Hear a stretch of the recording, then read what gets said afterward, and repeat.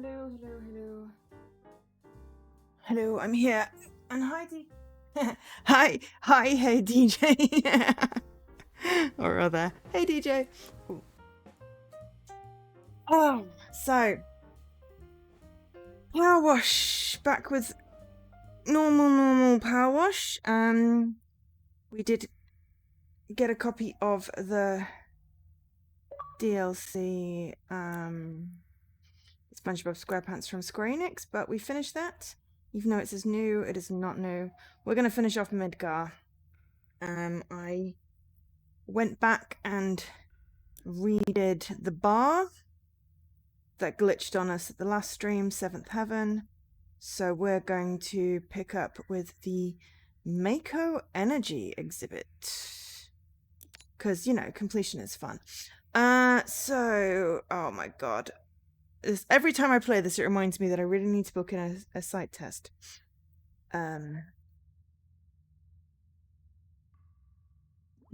Anyway, Breathe Tusti at the Shinra building. Hello once again. I trust you've been able to take in some of the city since we were last in touch.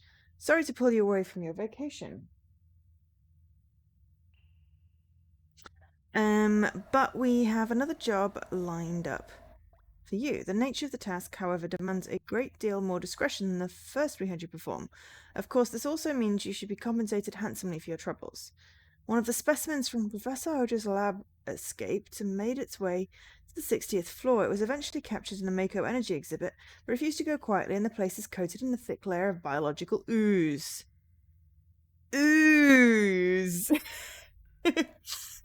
Oh, my pillow is escaping out of the camera thing. Ooze. While we entrusted the floor and walls to our security team, I insisted that someone with a more skilled touch handle the exhibit itself. Reeve. Ooze. I really want to clean up ooze. Not sure I do. Alright. Firstly, let's make sure the sound is not going to go weird. There we go. Glad to have you in the Shinra building again. Okay. Or is that too loud?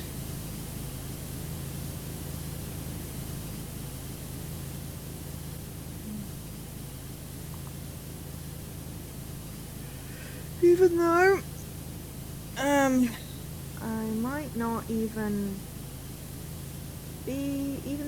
might not even be where I am today. Oh, without the company's stunning advancements to Mako harvesting technology, I have rarely visited this exhibit, and I believe I finally understand why. It forced me to come face to face with the fact that what the city has become is no longer what I hoped it would be. Terrible darkness has settled over Midgar, and who knows when it will lift, but I digress.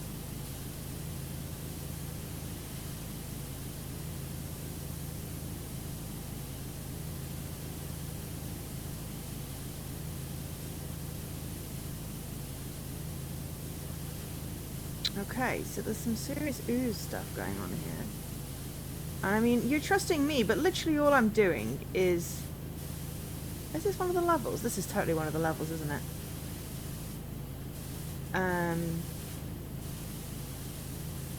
I mean, I'm literally just spraying a really intense high beam of water.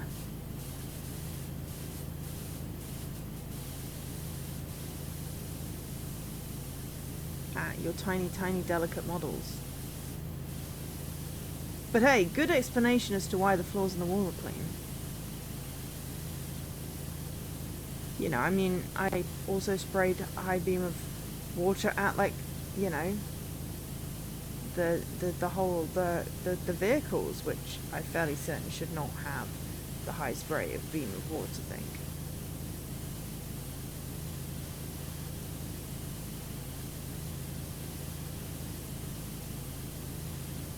So yeah. Anyway, it's Thursday. That means the week's nearly over. I feel like it's gone way too fast. I've got so much I feel like I should have been doing, and I have not had any time to do it. I mean, I've done stuff, just I was hoping to have more time to do stuff, and I didn't have time, so yeah.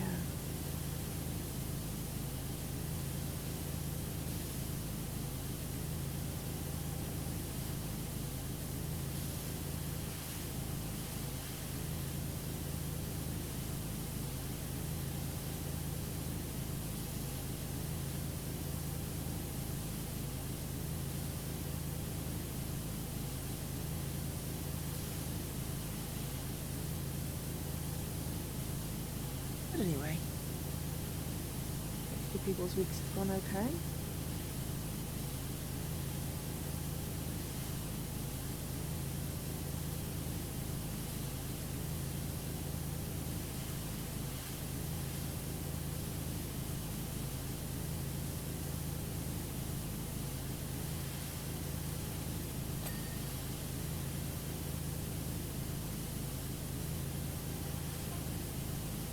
Allow me to explain the general layout of Midgard.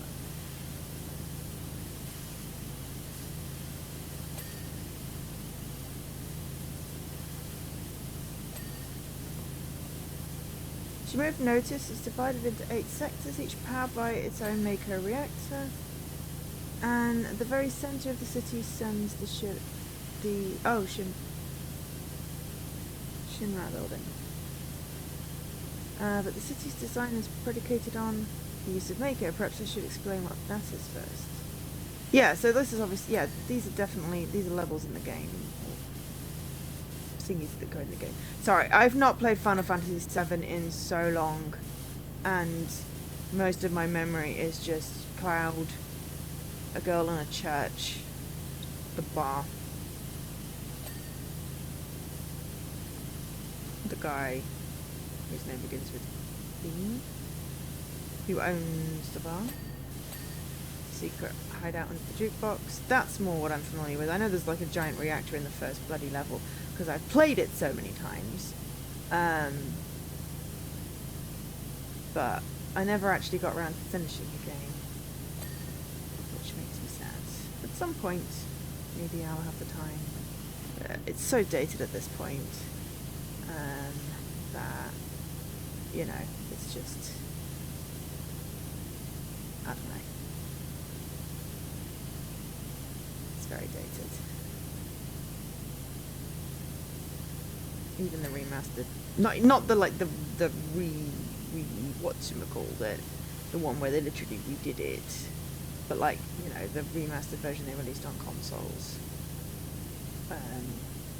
which thankfully at least has the skip battle cheat and the, you know, move faster cheat. Not skip battle, but, you know, skip through battles faster, because Jesus Christ. Or skip annoying random encounters, which you can turn off, which is great.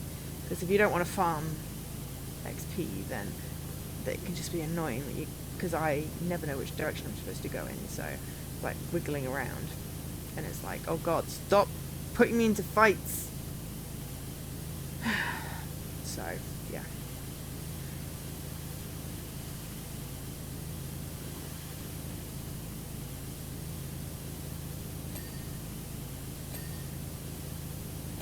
So yeah, so they added a couple of nice shortcutty things, which is cool. Quality of life improvements, but still, yeah, I literally played the first level of Final Fantasy VII so many times. It always used to be a bit of a sticking point, because I did play it originally, you know, back, university, with I was dating at the time, and then we lost the save game. Accidentally got overwritten, lost it, never went back. Anyway, got like 2/3 of the way through the story, maybe. We were definitely riding around on a chocobo, and then we never got to finish. So then I bought it. Oh, I will continue the story in a minute. Mako is a substance that flows under the surface of the planet.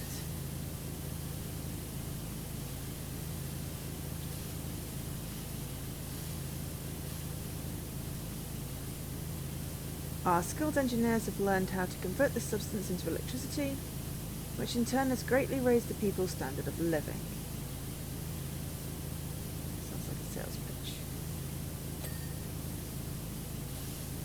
I had hoped the innovation would allow Midgard to become a veritable utopia.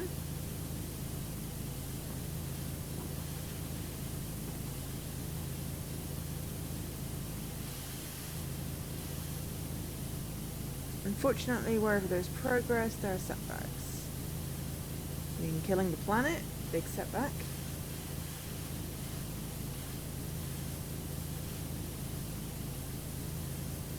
Okay, not going to continue. Okay. So yeah, so I never got to finish there. So I got it like on PC.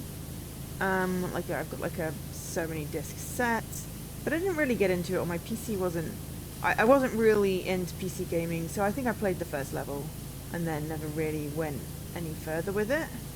Then someone gave me a PS2. So I got it on PlayStation, not knowing it was a PS1 game.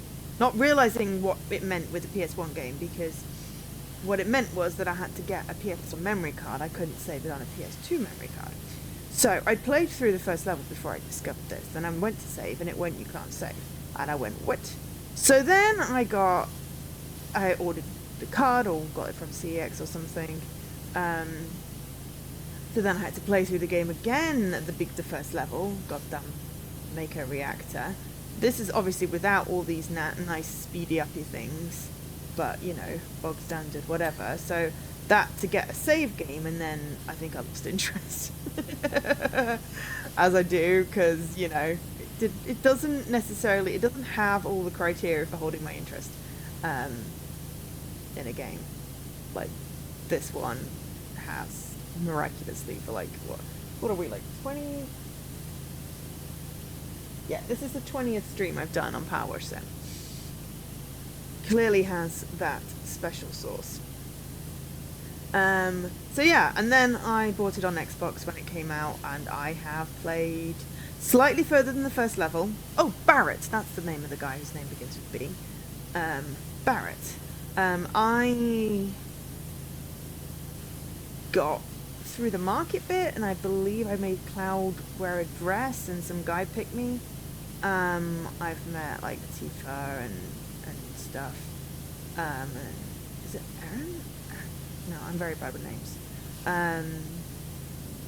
The girl that falls through the top of the church. Yeah, PowerWash Simulator is so good that I've played DLCs with no Chivos, but I mean, I will do that if I enjoy the game. Also, hi. Yes, any chance you remember, is it Erin? Erin? It's the name of the girl that falls through the church in Final Fantasy VII. Sorry, woman who falls through the church in Final Fantasy VII. I feel like there's some sort of goddess story going on there, but Aerith? Something like that. I know there's Tifa and Barrett, who are the rebels, and Cloud. Erinth, maybe? So bad with names. Anyway, I'm trying to remember the name of them. Anyway, so I played through a little bit more than I have the previous times that I've tried to start it again. And then, of course, I stopped playing it because it wasn't holding my interest. I think I maybe did a string. So now I just need to have the impetus to pick it back up again. Oh, you've never... Oh, right. Okay, cool. Sorry, I just assumed you would know stuff. Because you always seem to know random video game facts. But if you've not played that one, then that's fine. I can understand not wanting to play lots of a JRPG. They are quite time-consuming. Mark my words. I will complete my excuse me, expressway project one day, as well as the restoration of Sector 6.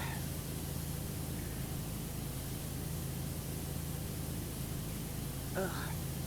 All I want to do is make it better for everyone in Midgard, especially those in the Undercity. That speaks of someone that is very naive. My favourite Final Fantasy is still 13, well, technically 13-2, but the 13 series. However, I've had to fight tooth and nail for every hammer and scrap of funding. Oh, that is a good point. You have played an awful lot of Skyrim. As much as it pains me to say this, I fear the rest of Shinra may view Midgard's people in a different light.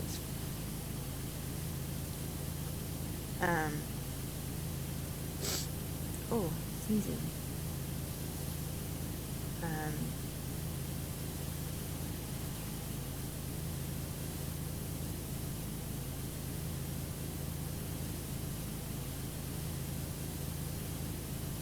So yeah, I just really liked the world of Final Fantasy 13.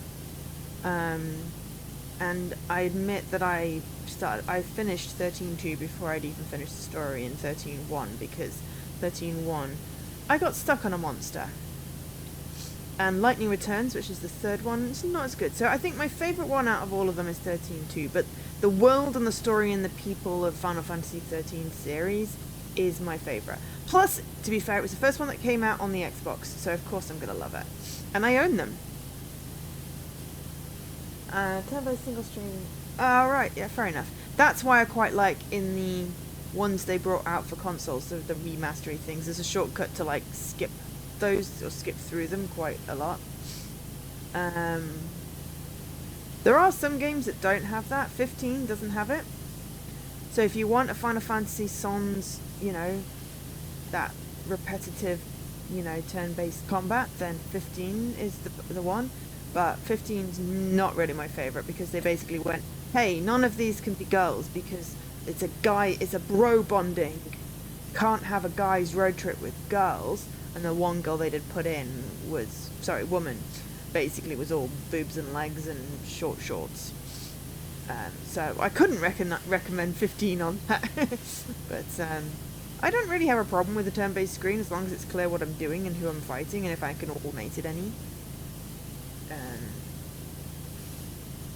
But, you know, 13 was just about the time I wanted. I had time to be involved in playing that sort of longer game with the turn-based mechanic. It's probably down to not owning a console before then. Well, I mean, I didn't. My first console was a GameCube. My first Xbox was a 360. I didn't own a PlayStation until a friend gave me their old PS2 because it was propping open a door.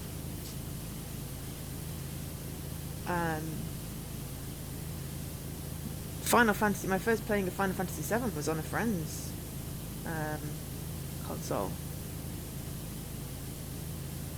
So you don't have that excuse, friendo. You just didn't want to play it. Because I mean, I played it years after it came out, I'm sure. Because it's a PS1 game. I never owned a PS1. Yeah, I got a GameCube and then a Wii. Then I ended up with a 360. And then after that I started buying my own consoles.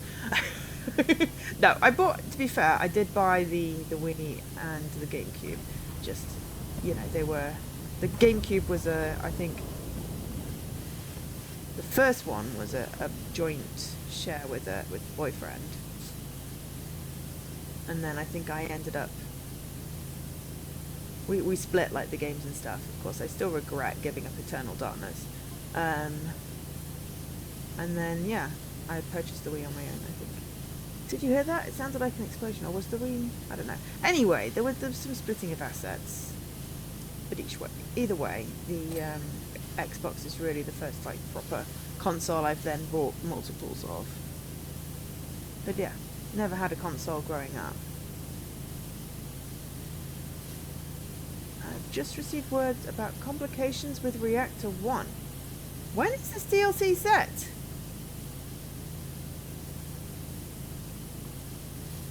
Is this set during, like, the beginning of the game? Please excuse, but this issue requires my immediate attention.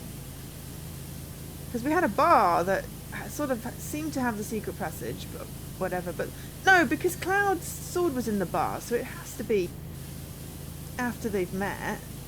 Because they were talking about Cloud, and he doesn't meet Barrett and Tifa until, like, the opening of the game. But yeah, I think I put the movie somewhere on DVD as well. I just really like the wackiness of Final Fantasy. I really do. It's like a really niche aesthetic.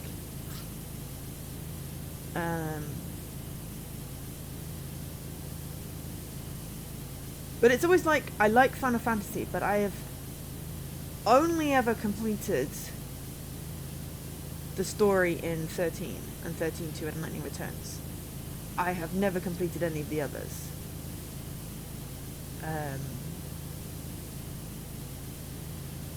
I have been playing 8, haven't finished it. Can't say that it's really easy to pick up the story from like the older games. Well, not the way I play them anyway. Which is why I often stream stuff, so I can make sure I get the story. But I think because there's a lot of just fighting, it's kind of hard to get the story when all you've got is, all you can sort of remember is there's lots and lots of fighting in between. Whereas with 13, I'm going to keep harping on about it for a little while. The complaint was that it was all story, like linear progression for about 24 hours. But I really liked it. The only reason I didn't finish it straight away was just I got stuck on a boss fight and I needed to grind a wee bit to level up. And in the end I did get through it. Because I just needed to change my loadout. But yeah, it's...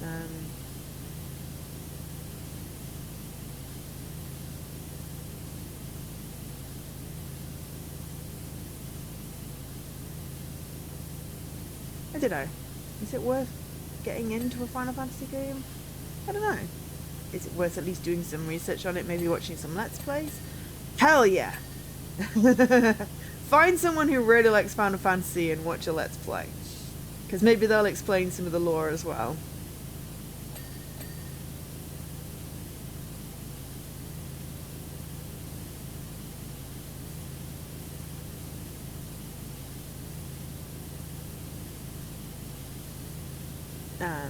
But honestly, you know, if I were recommending Fantasy, I say 15. Just with a caveat that it is literally 24 hours of going in a straight line, getting story beats and doing some random fights before it opens up.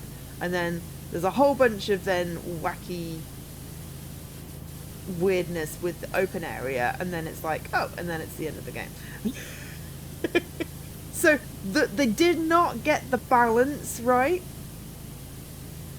with open area and linear thingy, but the story itself is amazing. And then 13-2 is like timey-wimey, wibbly-wobbly stuff, and it's just incredible. You don't have time for a big game before Starfield. Well, then don't commit to one. Just, yeah, as I said, Let's Plays or something like that. That would be cool.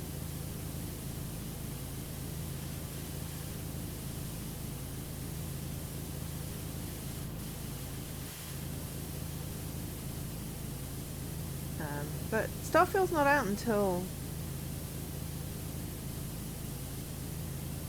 Actually, I don't know when it's out. I can't remember. It was some date. It's definitely before November because the date was backwards and we thought it was July. So there's 7 in there somewhere.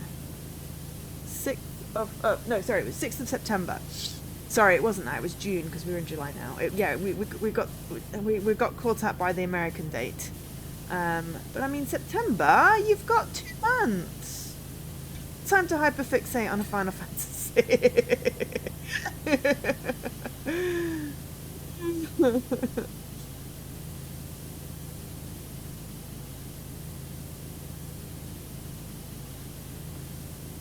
I've not used the dirt detector yet.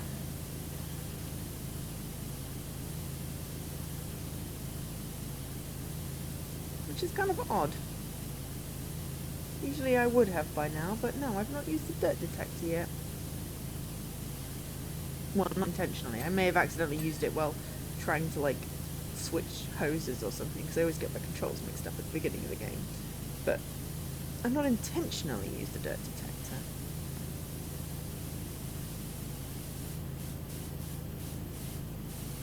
But yeah, I'm fairly certain there's always some sort of, you know, 40-story building.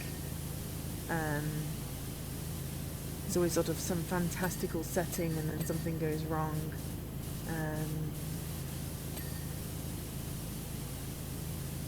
I know Jesse's played a lot of the Final Fantasies. I own pretty much all of the ones that have come out on Xbox. And I literally own Final Fantasy 7 3 times on different platforms. Heck, I'm sure I'd own it on mobile if it was out on mobile. Though I may have played it if it was on mobile. That would have been slightly more accessible. But yeah. It's one of those ones, it's like I really just want to be able to play and finish them. But yeah, there's a lot of time commitment. And, you know, you barely have time to finish the short games. They prioritise the point and clicks. Okay, I should probably... Oh, did I want to look at all the little... Look at all the orange!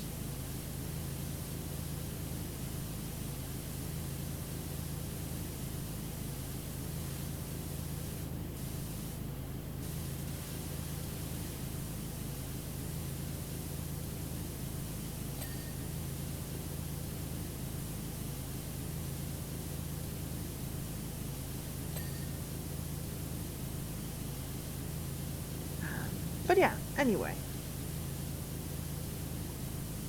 It's obviously completely up to you. That's just me. I wanted to babble about Final Fantasy for a little bit. I don't know why.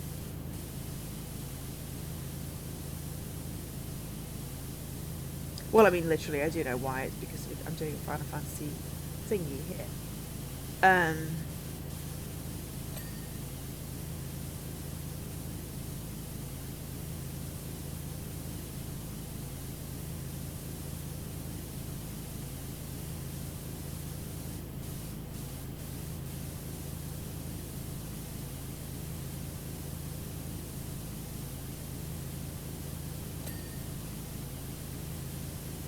But hey, yeah, it's like, yeah, it's just, it's like I just wish there were more hours in the day. And I had more energy.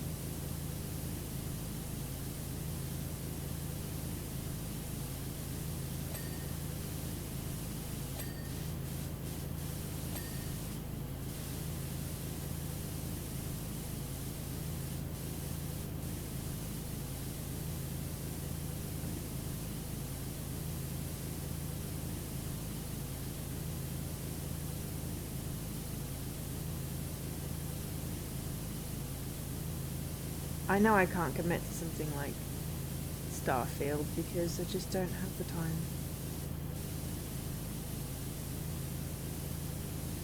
So I'm hoping you stream some, Nikki. Because I would definitely, at the very least, if you could like stream your setting up your character in the initial bit, that would be great.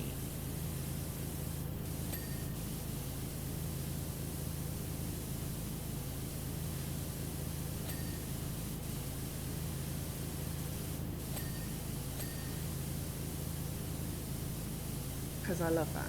I really want to go back to Mass Effect. But that's a massive time sink. Though at least I know how to play the game, as in like how to get all the achievements and stuff. But I mean, I still haven't finished my Insanity playthrough on the 360 version.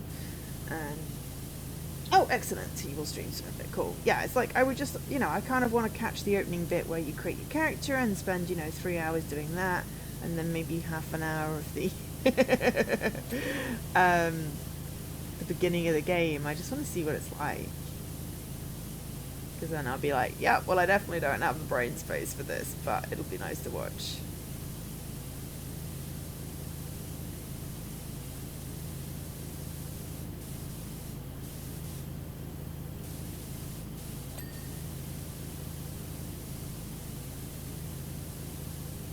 I haven't played a lot of phone games recently.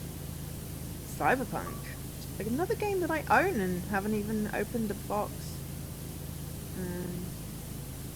But I won it. And I haven't opened the box.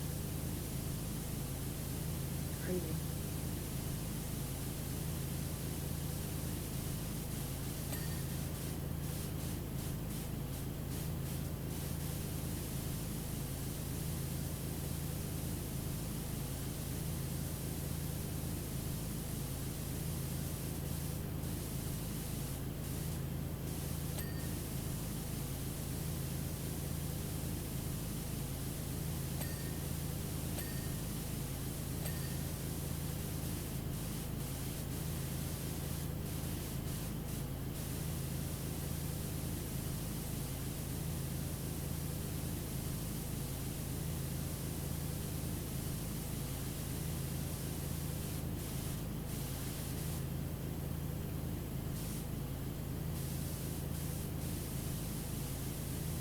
I think I've gotten all the way around again.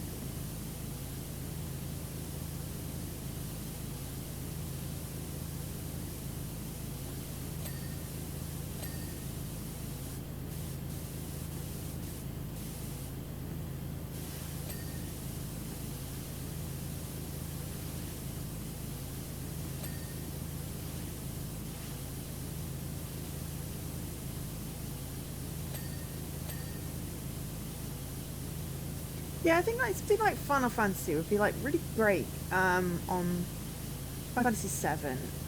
I don't know if it's got like touch controls on the cloud, and it would be like, oh, I could keep my phone. But I don't know whether that would be awkward.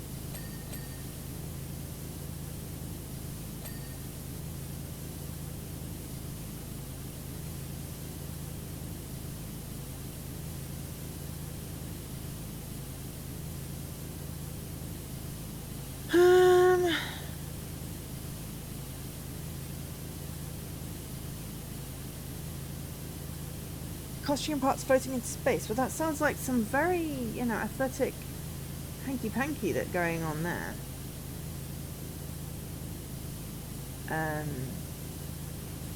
Yeah, I got really excited when we saw, when the lady talked about it at, like, was it EGX that we went to? But I just, haven't really got into it. And again, big game, didn't have the brain space.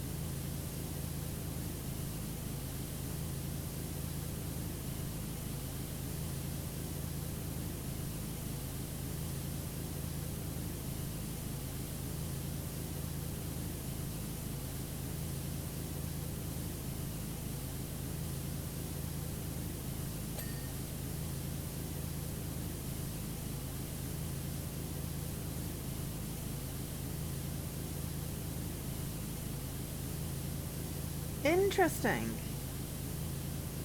Yeah, Jennifer Hale, hands down, the best, the only shepherd.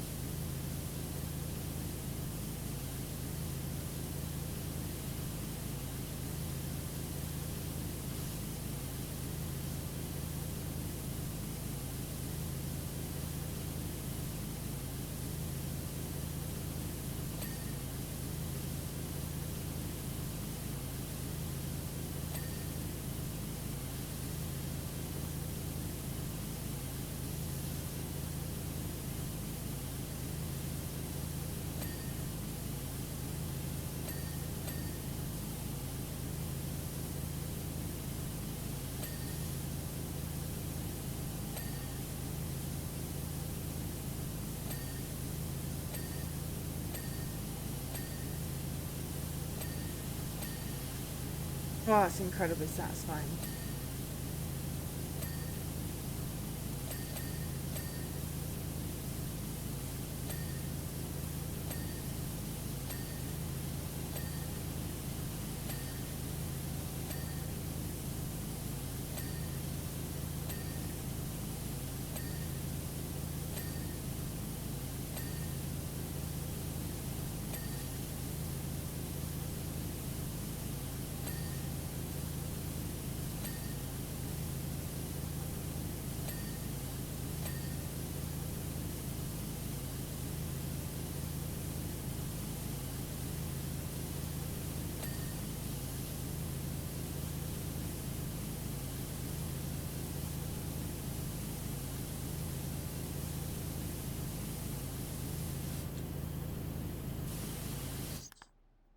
Alright. There's a spotlight somewhere. How the blink am I going to find that?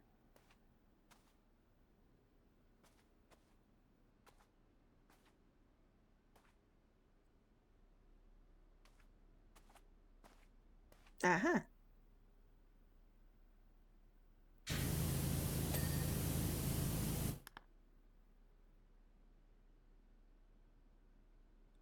Exhaust pipe.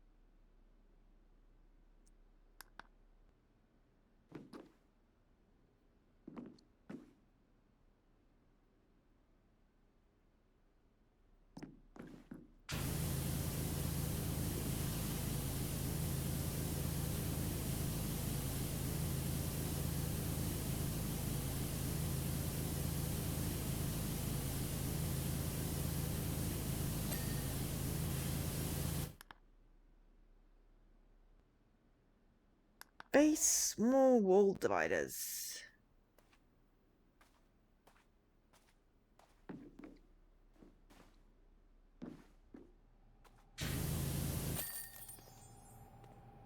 Excellent.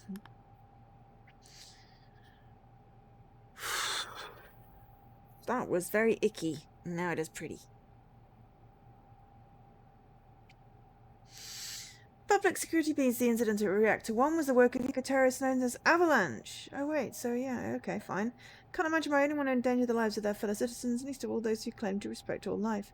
But conversely, perhaps Shinra needs to ask itself where its fault in all this lies. Forgive me, this isn't your problem. Instead, let me congratulate you on another job well done. It's always a pleasure working with you. I wish you the best of luck in your future endeavours, Reeve.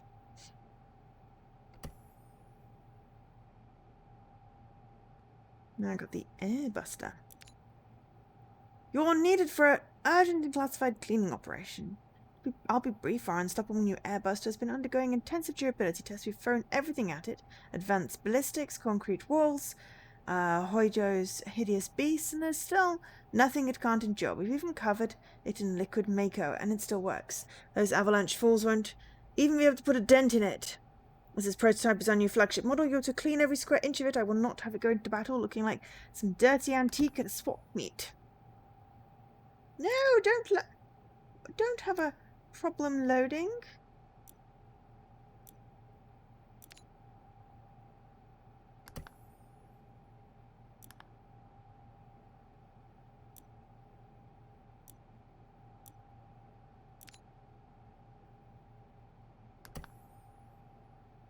Face.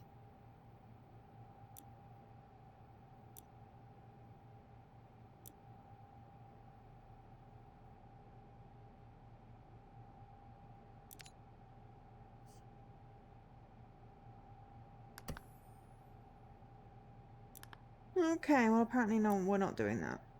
Alright, well, why don't we do a bonus job to get the final achievement and get some more story? So those ones are new. I'm going to start with the Mars rover, because why not? Hey, wishy. Sorry to message you so late at night, but how are you set for tomorrow? My friend Marcia, the Total Space Cadet, she's got an urgent need for a power washer. A couple of disclaimers. One, she's way out of town, but she said she'd pay your expenses as long as they're not too astronomical. And two, it has to be tomorrow. I just thought doing an odd job somewhere alien might help your business take off. I'll text you the details when I get them in the morning, and you can see how it lands. Until then, you can always dream of what it could be.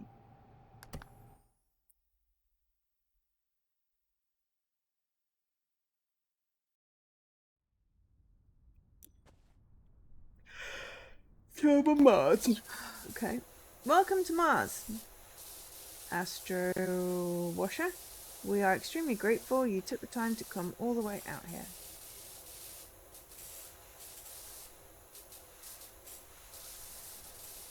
Your liquid oxygen reserve has been carefully calibrated to last precisely as long as the mission, so do not concern yourselves with time constraints.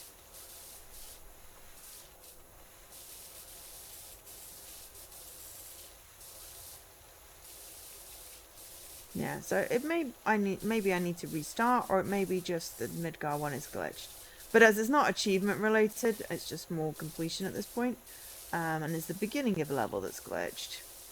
That actually one is a very glitchy DLC. Also, I've just seen footprints. O2 levels 20% depleted.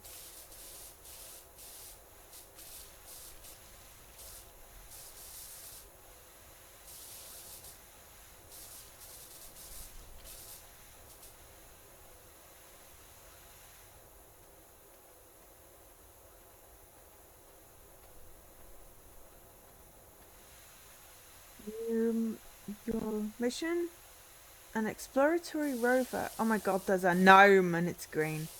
Has been contaminated with dangerous substances. No terraforming or colonization can take place until you've eradicated the threat. Okay. Future of humanity's expansion through the solar system rests in your capable hands. Okay, well, I found an alien hatch. And also a green gnome.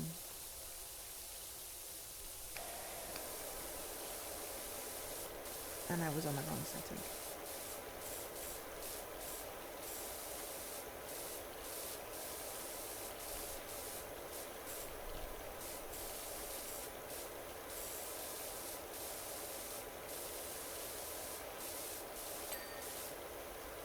Mystery hatch. Well, I followed the footprints. I figured it would either let me or it wouldn't let me.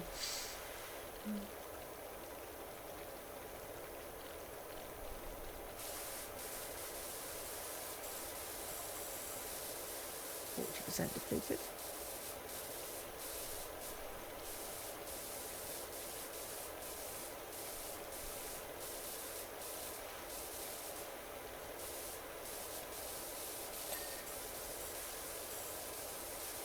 Hi, Lady McGree. How's it going? You doing better today? The substance itself is an extraordinarily powerful psychotic chemical. Okay, cool. So, you know. When exposed, the individual cannot help but act with absolute integrity. Why is this a bad thing?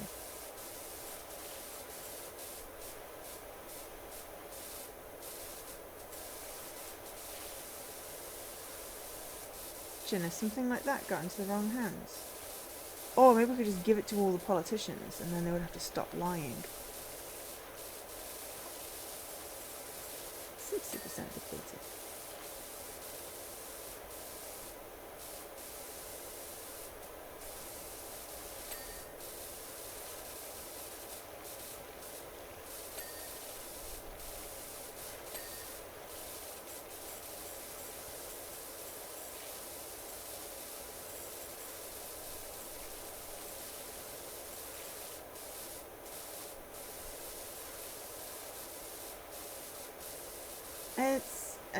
In a previous outbreak, one of our colonies reorganized itself into a hierarchy determined solely by skill, capability, and personality of the individual.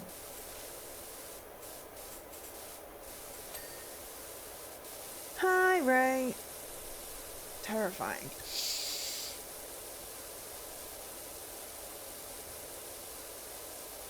Oh. Maintains and waters the streamer. Thank you.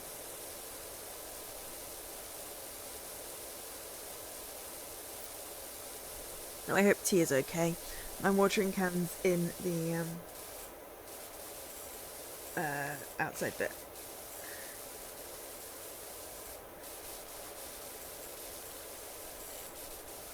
So if I watered myself, I'd end up watering the sofa, and I don't really want to do that because it'll get dry. 80% depleted.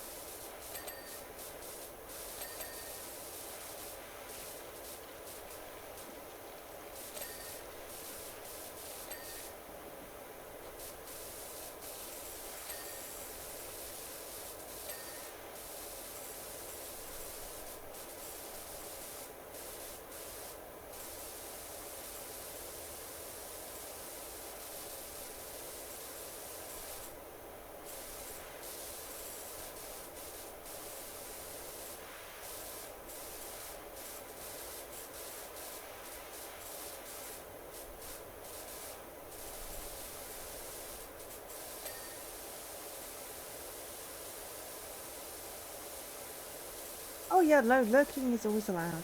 I often lurk. Mostly just because I'm like, I don't have the spoons to people. I want to say that I'm here, but I can't engage with the streamer right now. So yeah, do not feel any obligation ever to chat. Unless I'm like, I really want people to chat. But then it will be only if you can. Sometimes I just want to talk to people. Today I'm quite happily babbling on about Final Fantasy, being sad that the DLC broke, and you know, hoping for some cool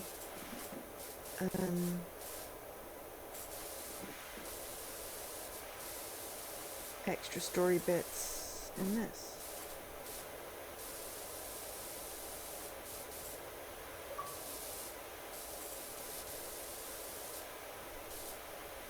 Alright, what needs cleaning?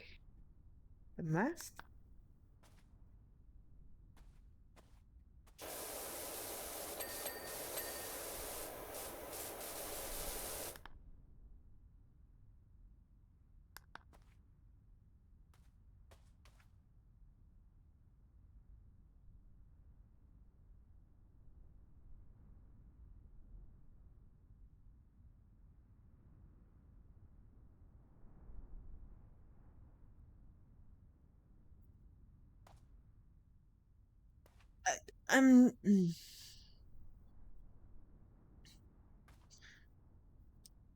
My only thought in my head right now is that I can't eat asparagus because it makes me ill.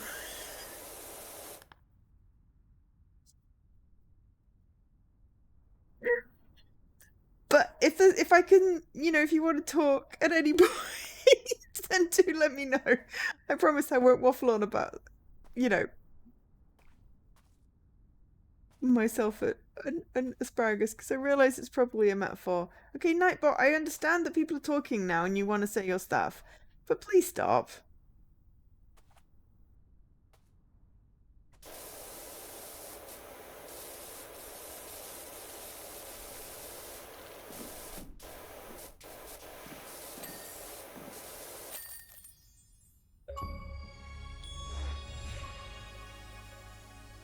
I 100%ed PowerWash Sim after only 60 hours. No. Well, yeah, probably about 60 hours. Woohoo, 100%. So now I'm ready for the next DLC. But also I'm going to just do some more bonus jobs. I'm on the moon. No, wait, I'm on Mars. But don't be self-deprecating, Rick. It's not allowed. But yeah, if you want to talk, we're here, or I'm here, or whatever you need. Or if you don't want to talk, if you just want to, you know, post emoji, that's also okay.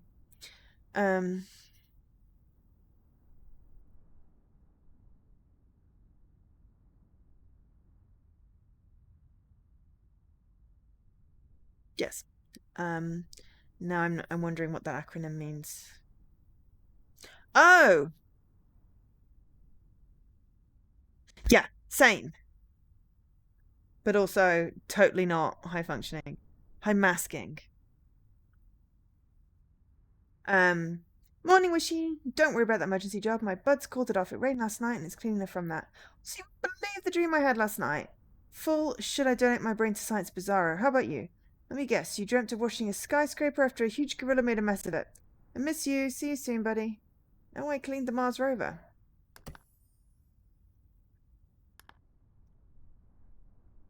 Okay, I cleaned the Mars rover.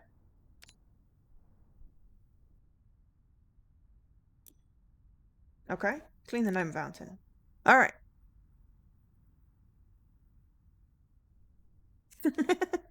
Oh god, and I forgot to chase my referral again. Yeah, I got one, I need the other one. But trying to go via the NHS again, and it's just like, oh my god, what the hell? Can you just please ring me back? All right. Wow. That is impressive.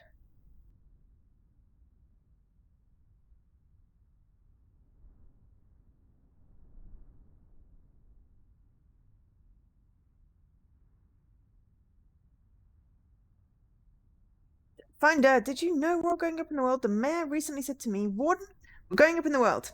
Not currently at liberty to say why or how, but Muckingham needs every potential tourist attraction that it can lay its hands on. Leave no stone unturned, or lest it be a jewel, or something to that effect. So I sent my deputy Earl out and to see what he could find, and in less than 3 weeks he found a sorry-looking fountain near the edge of the middle of the recreation grounds. It urgently needs a splash of your expertise. Do what you can, Dirt Finder.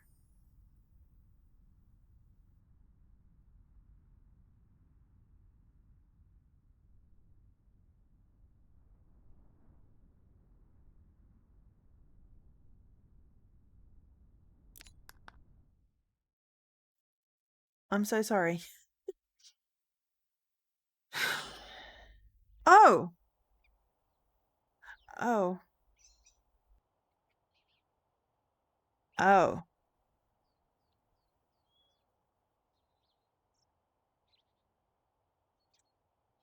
Yeah.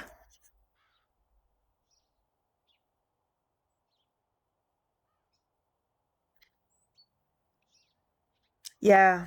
I mean, I never know how to feel at the best of times. Yeah.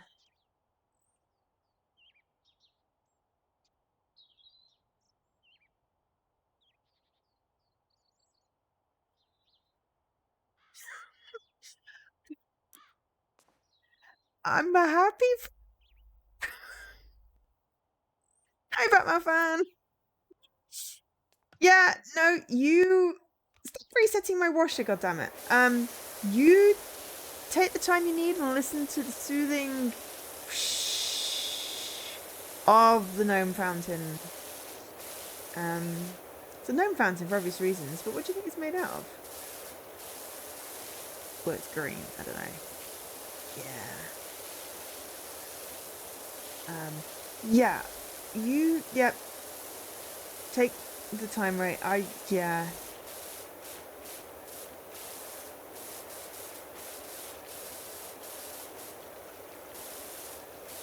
I mean, I like that there's a gnome fountain because there's gnomes everywhere, including on Mars.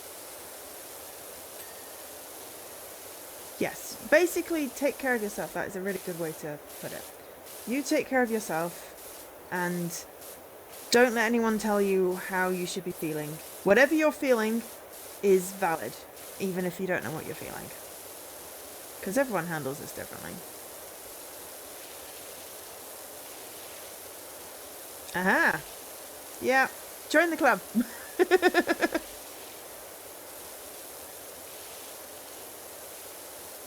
Hey, no, caps are allowed as long as not abused, but that's not, I will often just randomly, yeah.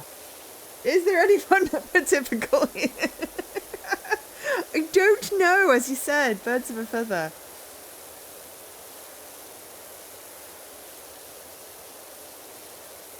Yeah, we have cookies.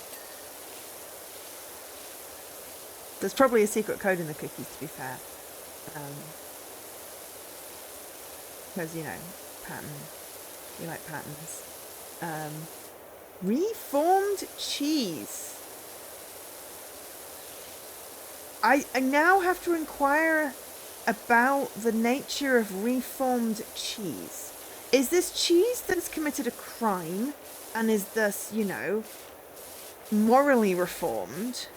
Or was it cheese that originally was like in a square and now it's in a sphere? Is it now spherical cheese and thus it has reformed there?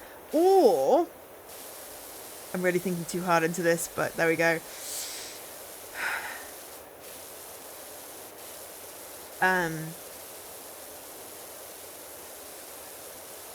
Is it cheese that used to be something else? You just came from the police station. Oh. Well, yeah. I feel like hugs all around and reformed cheese for everybody.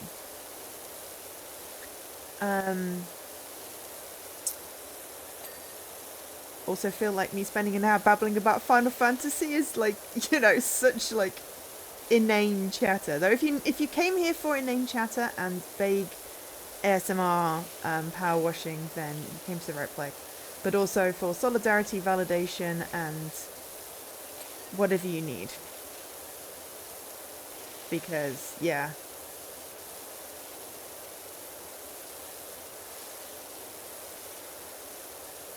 I mean, that is also a valid reason if you like here. That makes me feel good.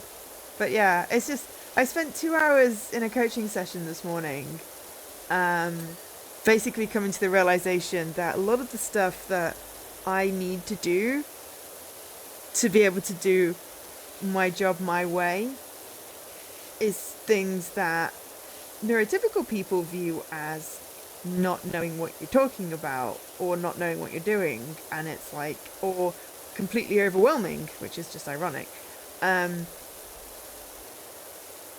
almost like some of the accommodations that I need are stuff that they would be like, oh god, we wouldn't do that to you, we don't want to overwhelm you. I like lots of information, I need lots of information, it's not overwhelming to me. So yeah, so weird realizations around that. But yes, it's also very hard to know what to feel, and being told what you should be feeling is really frustrating. I mean, I have some very competent colleagues. I have actually all my colleagues are competent, but they're competent in different ways. Everyone, you know, has their own strengths.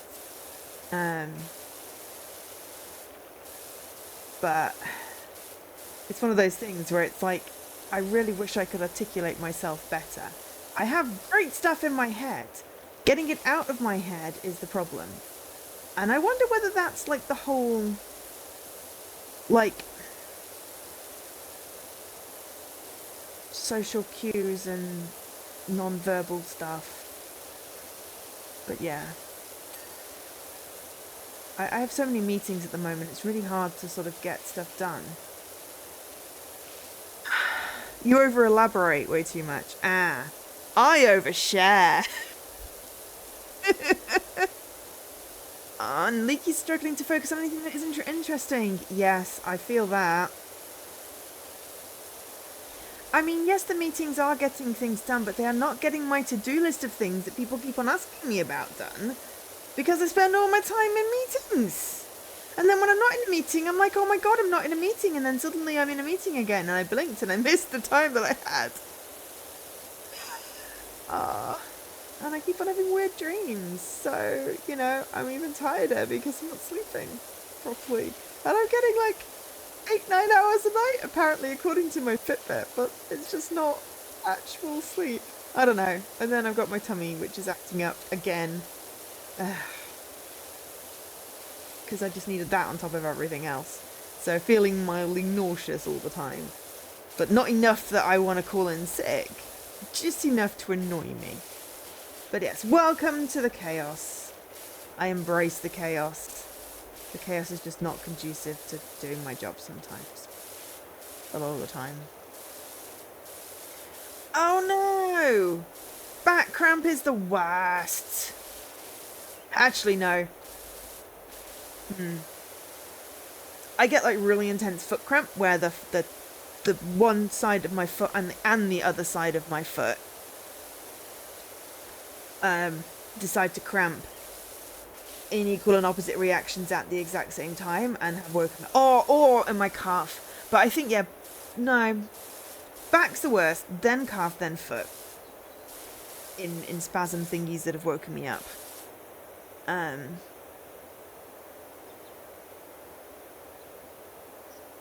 Ooh, that's not good. Killer migraines are the worst.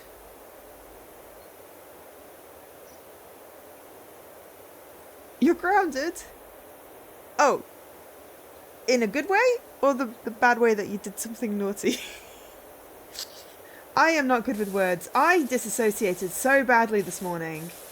And then meetings. And in a client meeting, my brain froze. And then I said, I'm sorry, my brain just froze. I was like, shit, I shouldn't have said that. That sounded very unprofessional. But yeah. Oh, Charlotte sat you in front of the street. Okay, cool. Well, good for Charlotte. I had to process that sentence twice.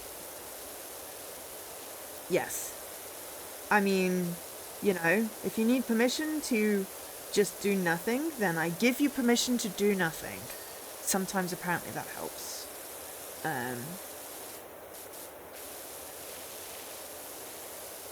It is okay to just do nothing. That is an acceptable state of being. But yeah. Well, I'm glad everyone sort of feels like they can come here and it's a bit of a, dare I say it, safe space. We're all, as they say, mad here.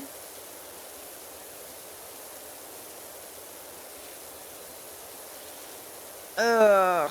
I really hate it when there's like some sort of politicky things that means you can't say a thing. It's like,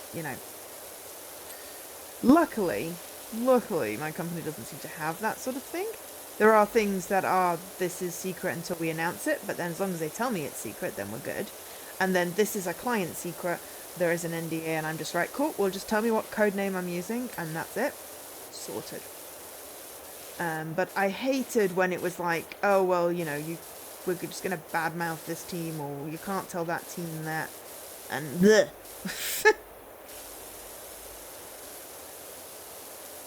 Oh, yeah, lack of communication is shit. Yeah. That's actually, to be fair, aside from the overlove of acronyms, which I will break them up at some point, I really do appreciate, like, the lack of that weird sort of cliquey internal politics at my current job. Yes, NDAs, basically I'm just like, there is a code name. I can talk about the project and refer to the code name within the company. I can talk about the client name when I'm talking with other people on the project, but I don't even tell my mum anything about the projects I'm working on because, it's top secret. Once it gets announced, then I can talk about it. Like I got to share the really cool Wonders Pyramids of Giza map. That was secret before it launched, but now it's launched. But yeah, as long as I'm just clear on the rules, we're good. But yeah, lack of communication sucks. I've suffered from that in the past before. But yeah, as I said, everyone, it's really refreshing. Everyone at my new place is so lovely. And honestly, they're trying their hardest to understand my quirky brain, which is appreciated. It's just quite funny when it's like, you want, like, all the information? Yes. But that's a lot of information. Yes. If I don't have all the information, I will just ask you questions until you just give it to me. So you just save time by just giving me all of the information at once. So yeah, it's funny. But yeah, bless them, they're trying. But yeah, I just assume that every client project until it's launched is secret. And it has a code name. As long as if it has a code name, so yeah.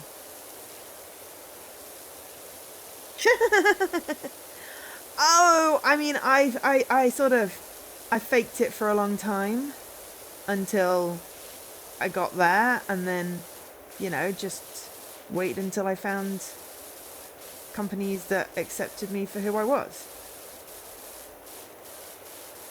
And by that point, I'd sort of managed to glean enough experience that I sort of, you know what I'm doing. And I've had so many bad managers in the past that I know not what to do, what not to do. So, it is achievable.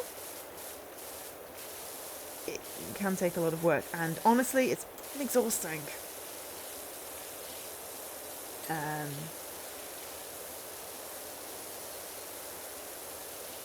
But yeah. But I needed more of a challenge, ironically, and people are a challenge for me. Because I got bored just doing one thing, and I wanted more things to do. So, blame my brain. But yes, it always scares me when I'm in a client meeting and my brain does something particularly Joe-ish, and I'm like, I really need to like have a mask still for client stuff, but it's so hard to put it back on.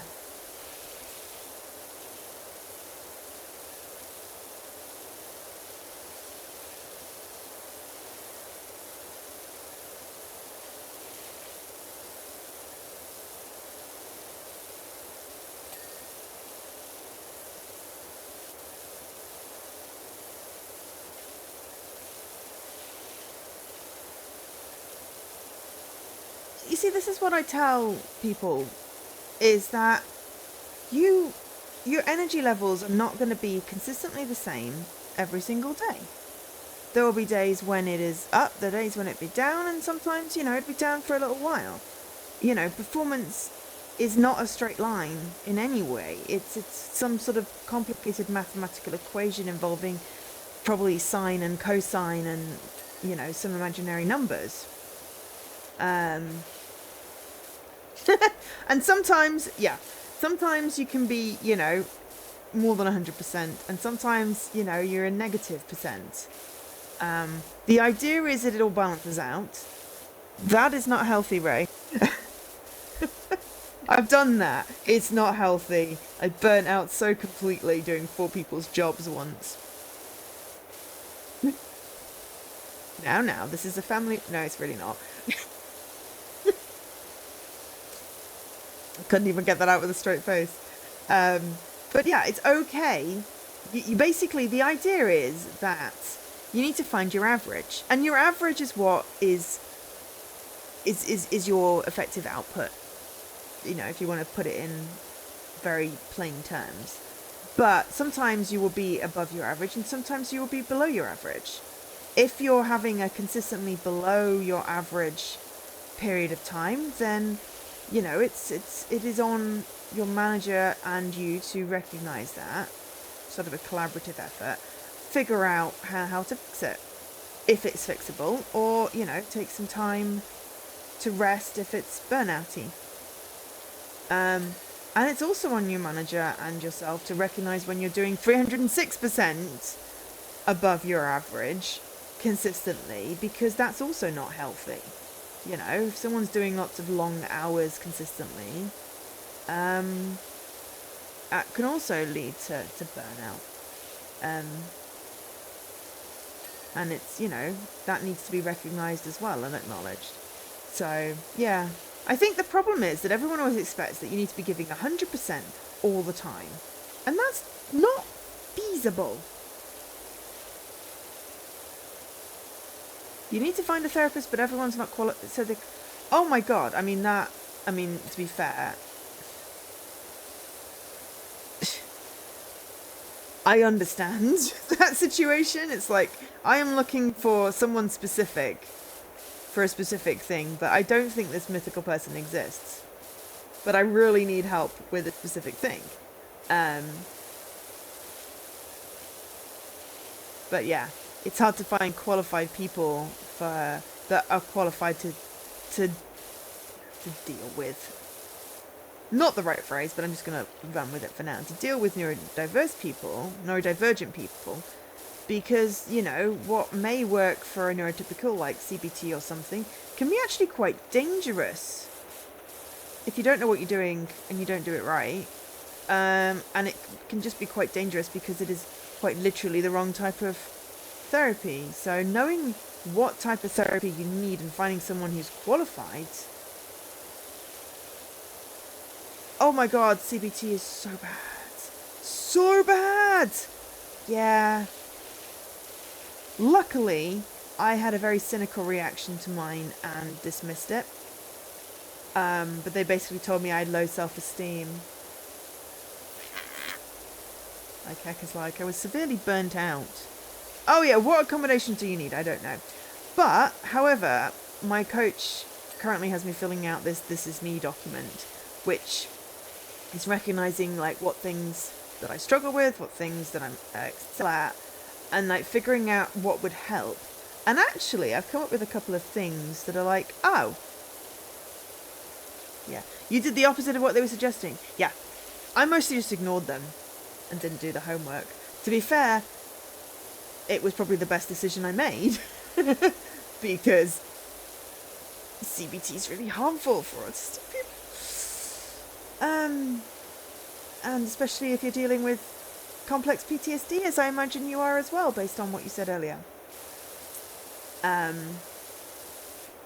Yeah.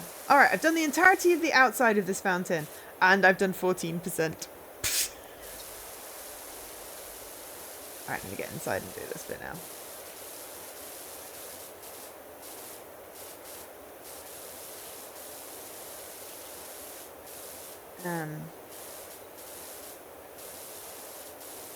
Yeah. I understand. I understand exactly what you mean.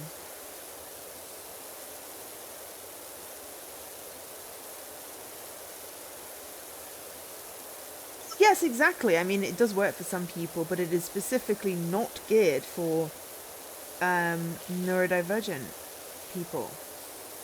It can be actively harmful. So, yeah.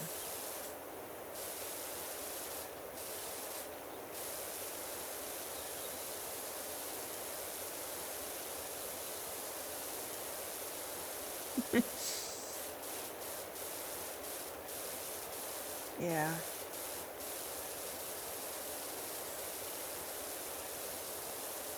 It is...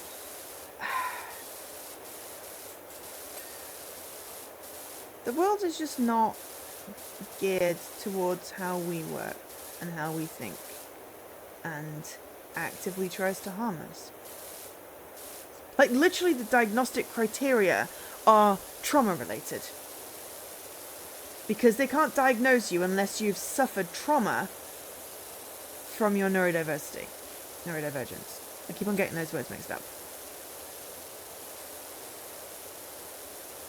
So it's like there's no way a mentally healthy, non-traumatized, high-masking autistic person is going to get, or even if they're not masking, there's no way if you're not traumatized that you're going to get a diagnosis. And which is probably why I couldn't get one 6-7 years ago, because they couldn't believe, you know, because I was masking so hard, they just couldn't believe that I was struggling. And it's like, yeah, I am held together with, you know, a little bit of sticky tape and a couple of oddly matched safety pins, and then I started unraveling them, and then it's just been a disaster ever since. What you have found, Ray? But you're making eye contact. You have a job. You live on your own. You made it to the appointment. Yes, because I forced myself to do all these things. Also, eye contact is not staring someone in the eyeballs. Took me a while to figure out that they don't mean it literally. They don't mean literally. They mean you look at places on a person's face and like engage with them that way. It's so weird. It's like I stare at people's lips because otherwise I can't hear what they're saying. Does that count as eye contact? I don't know. But yeah. But how are we meant to know? No, because we take things literally. I mean, literally, we take things literally. But also, I digress. Ray, what did you find? Oh, you got a drink. Okay, no worries. I didn't want you. I didn't want my babbling to have interrupted your flow. Yeah. I mean, I'm not high functioning. I would never describe myself as high functioning because I'm not. I am. I was extremely good at masking, or at least I thought I was. I was very good at playing the, you know, geeky, straight-ish woman that was interested in guys. Because that's what society expected of me. I am mostly not those things. I'm still geeky. The rest of it's up for debate. The most I can decide is that I'm Joe. And that's about it. But yeah, sometimes it can be harmful. For me, specifically, it was a validation of everything, you know, that I needed to be confirmed on. Aw, thank you. Aw, I appreciate that. I needed the label, and I needed someone who was qualified to confirm what I had known for many years, and what all my friends knew for many years. My family not so much, though. Now they're like, oh, and I'm like, it's genetic. It's genetic.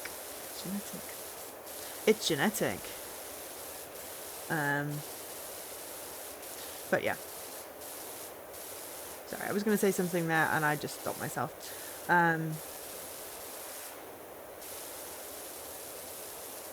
No, but.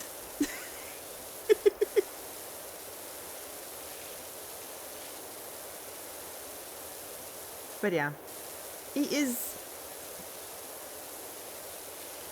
I mean, it means different things to different people. It has a different impact on, you know, different people, depending on what you need to hear and what you need. Because, I mean, I needed something official because then I could be like, official.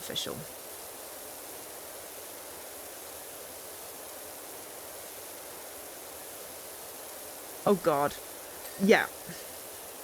It took me so many years to realise I just couldn't tell when people were joking.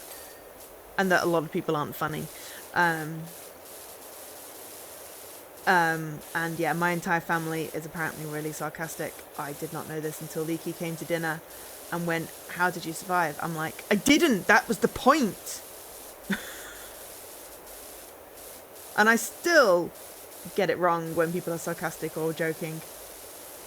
I have yet to completely get it right at work with anyone, except for the one guy who shares my love of puns, because his humour is just so damn straightforward and highly hilarious. So, yeah. I really like him, because I understand him.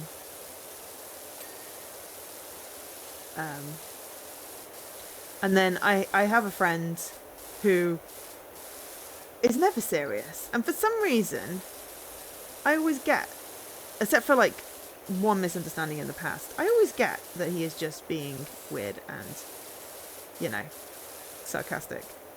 You see, the virtues of marble are that it doesn't readily absorb heat or moisture.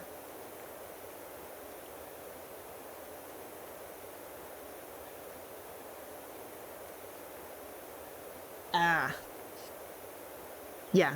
I mean, this is why I usually err on the side of assuming everyone at work is being deadly serious. Oh, and I missed what he said there. Which doesn't always help either, Leaky. Currently, Earl and I are huddled up in a creosote shack, and boy, does it get hot in the summer months, cold in the winter. What's a creosote shack? That sounds smelly.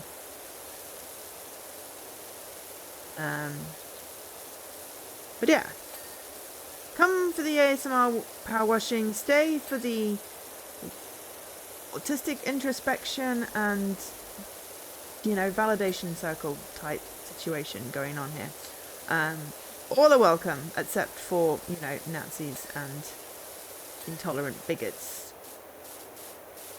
To draw the line.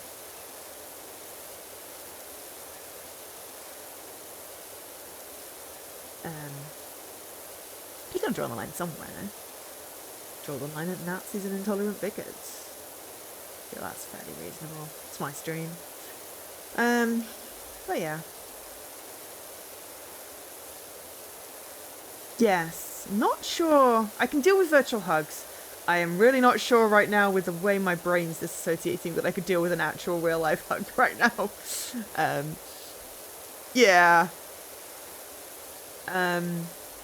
Virtual thumbs up. Type supportive thumbs up.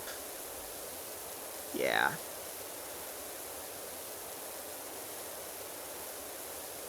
Oh, at a past job, there was this guy that always liked to give me hugs, and it was fine. He was friendly.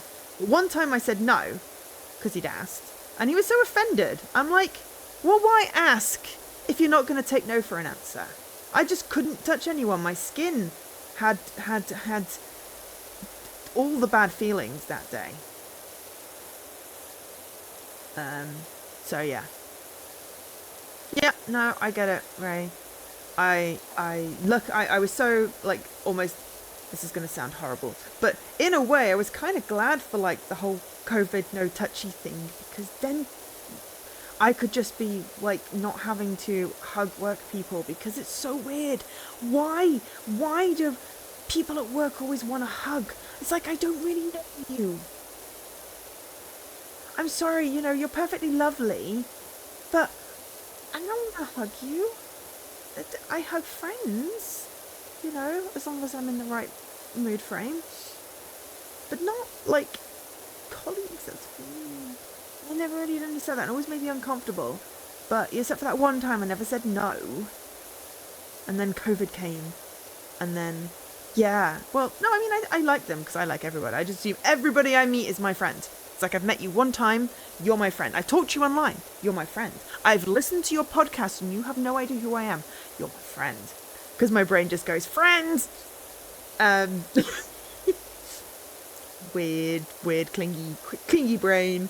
But yes, no, it's like, friend, but don't want to touch. It's like, you know, why friend shape if like, it's like you don't pet the moida kitty. I don't know. I feel like I've gone way off track here, but yes. Solidarity and supportive gestures, but no physical contact, if that's okay. Which should be okay because that's my boundary.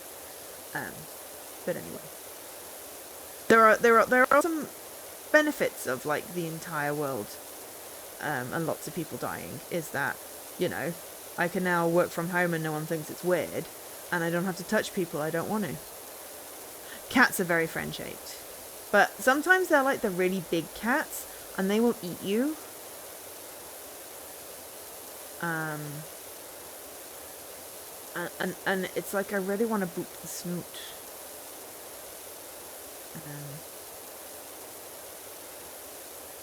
I shouldn't think too closely about cats, otherwise I'll end up with another 4 of them.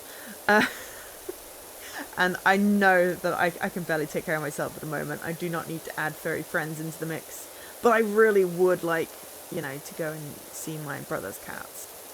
And stay for a while. But not to see my brother, or even my nibblings. I just want to see the cats. And yeah, surprise kittens was very weird. But yes, cats are amazing. Yeah. I don't have the current energy capacity to look after cats, but I would like to visit cats. Maybe I could go to the... No, I think cat cafe is still a bit too much peopling required.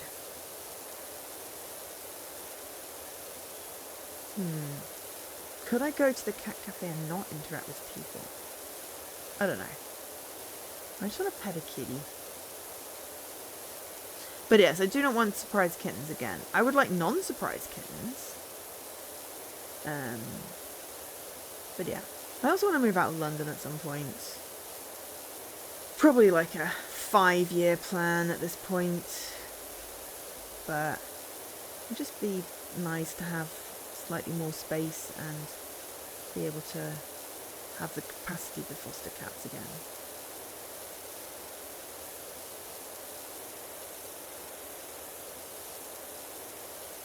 Can't have an indoor cat in a flat in London on the second floor when it's 30 plus degrees inside and you can't open the windows because cats will get out.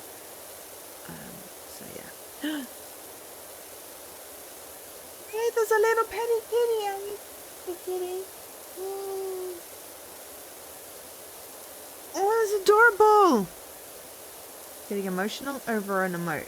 Yep, we're having a really great day. Why my head has decided to associate, I don't know. I feel like I woke up this morning but my brain didn't, and it's stuck in like that half dream world, and it managed to get through an entire day of meetings and only really screwed up like twice, so I'm quite proud of myself for that. But jeez, it's a weird dissociative day.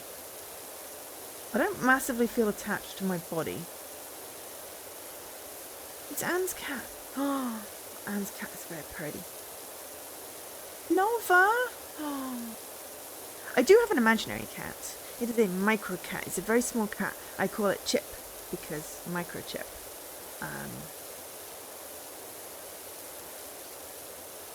It's like my imaginary friend, but it's a cat. And it's also fairly what's the word? Immortal, because I've had Chip since like I was a teenager.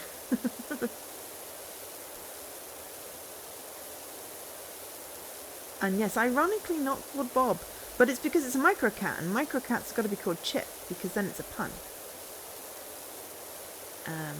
But yes, Nova is a pretty cat.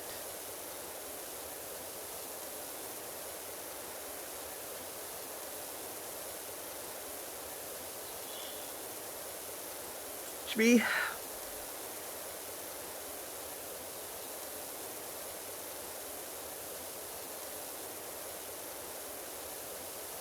This is kind of weirdly just therapeutic power washing.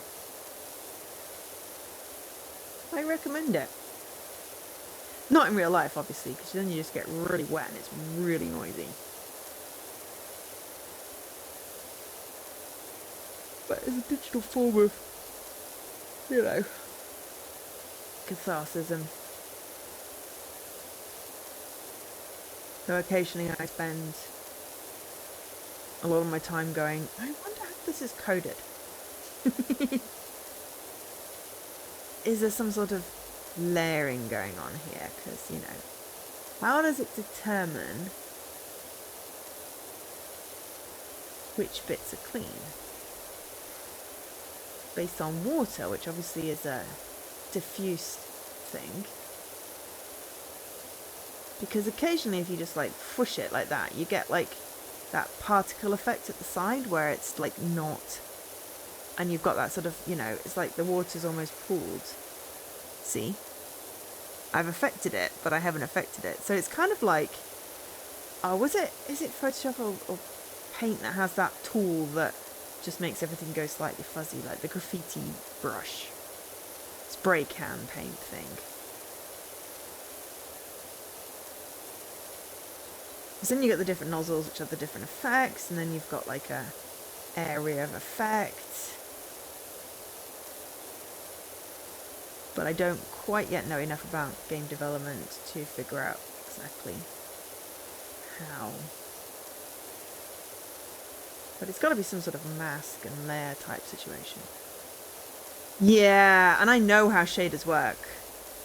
That's the one thing I actually do understand. Oh, it could be shadery. Yeah. Like a physics shadery thing. Because you've got that whole wet effect as well.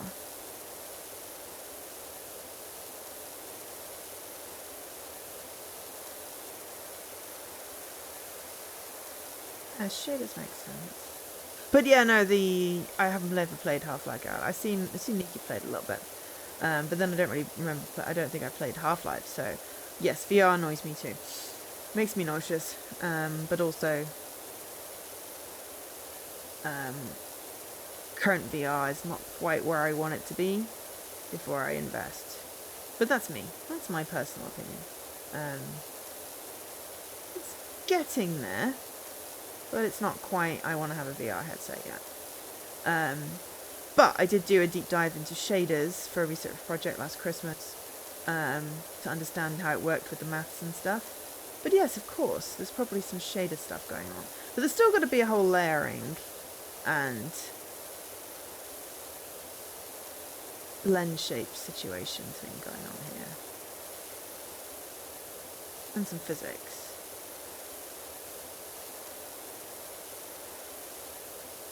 But yeah, there's definitely some sort of additive situation.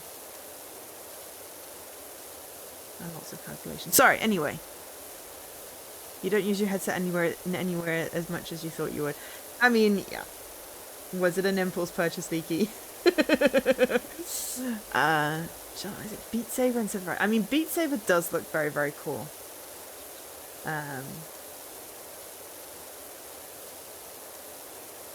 I feel like the Vision Pro, the Apple one, the really expensive Apple one, is closer to what I kind of imagine that I would want the visual integrity to be. But the price and still the actual headset-y part of the thing is not quite there. Though I did manage to disappoint myself quite thoroughly, because my idea of like really cool like VR would be plugging my brain in and then I could just download my thoughts, and then I'm like, oh my god, but I know what the inside of my brain is like. I'm never going to get them out coherently either. So that was like, oh, but that was a really cool way of me thinking that the future could be, but no. Oh yes, I know. But I do work in, you know, the industry where, you know, we could be developing stuff for that tech, which means that, you know, maybe we can try stuff out at some point. At least, you know, that would be very cool.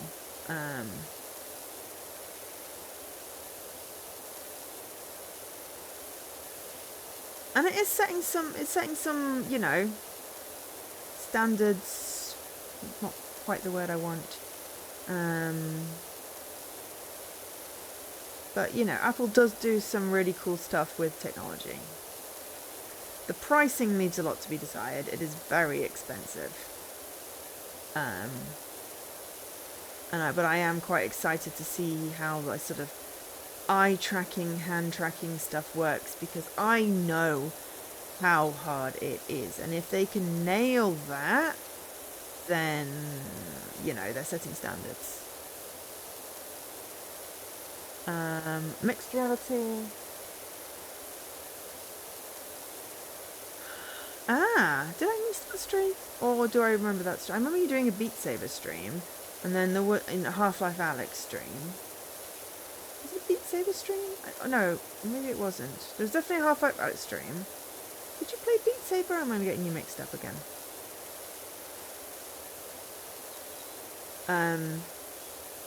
But yeah, having that mix of getting chat, how on earth do you get chat into VR? But yeah, the whole mixed reality stuff is interesting. Pass-through is nauseating. Oh, super hot, that was it.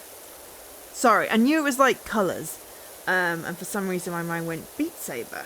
It wasn't Beat Saber, it was super hot. Of course you are correct, because it was your stream. There was mixed reality. I may have just completely spaced that out. Mostly I listen to streams unless there's something specific that I want to watch, because I care more about the streamer than the game. And occasionally I'm, you know, multitasking, and I can't always watch the stream. Sometimes I will sit there and I will watch the stream. Like that one race that Jessie did, that was just heart pounding. I was just like, oh my god. And it was incredibly fascinating, and I just hyperfixated on it and was up really late. But it was worth it because he totally won. But that was amazing. But yeah, sometimes I would just be like, well, I would just want to listen to the streamer's voice. You know, Leaky has a very good voice. Jessie has a very good voice. Para sometimes sounds like a pile of small kittens. But yeah, so something. The newer headset seems to be using some AI training to work around hand tracking inclusion. Yes, but hand tracking is hard. Hand tracking is hard.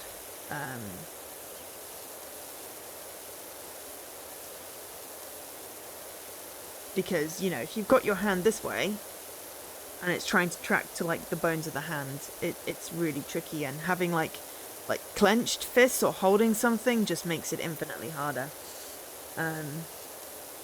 We were doing some hand tracking research at my last place for like web augmented reality, and you know, the training data required, it's not there yet. Don't mind saying that I'm struggling to find the motivation to come to work. Are you joining in our conversation now, Park Warden? Oh my god, okay, so we've got another person who needs some group therapy. But I knew I was coming to a brand new deluxe marble. But if I knew I was coming back to a brand new deluxe marble keeper's lodge, possibly even I really can't read that. Possibly even the finest this side of Detergento? Well, I don't know. I can't get you a marble thing. I've cleaned you a marble statue fountain thing, but I can't get you a marble keeper's hut. That's just weird. Weird ask. This is kind of a similar marble to that temple we cleaned. But yeah. I did not expect this to become a massively talky stream, I have to say. I was fully prepared for just sitting back and power washing the things. But I am glad that people want to talk. People also are allowed to lurk. Want to talk about random things, like bananas. But yeah, because there's also the main thing that... Well, there's a couple of things with, like, VR. It's obviously, if you've got to have your... Why are you apologising? It's all good. Like, having your arms up all the time to do stuff. It's tiring! And then there's the whole... Oh my god, this thing is vibrating right behind my head. It looks really weird. And then there's the whole... I'm not even using, like, the most powerful one. I've got, like, the pathetic one. That's why it's taking so long. Then there's the whole, like, nausea with both mixed reality and also VR and wonky immersion, but... Yeah, and then any kind of accessibility whatsoever. Like, you know, you may have two hands, but what about if you have mobility issues? And that sort of thing. So yeah, there's a whole lot more that needs to be done, but I feel like we're getting somewhere with more recent technology. I feel like it is getting there, and I am excited to see where it goes, and then I am excited for it to become more affordable for the regular person. And I am hoping that it becomes more accessible.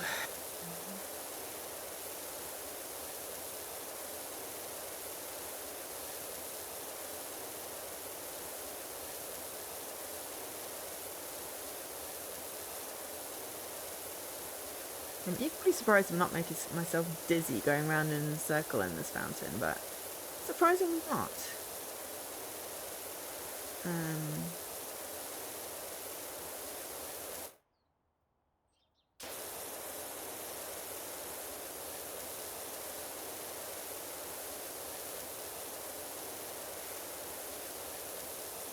But yes, never apologise for, you know, chatting or not chatting.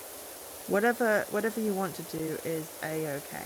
Unless it's, you know, bullying or hate speech, then that's not a-okay. But, you know, if you need some validation or you need to vent or you just want to, you know, as I said, talk about bananas, it's all good. He didn't.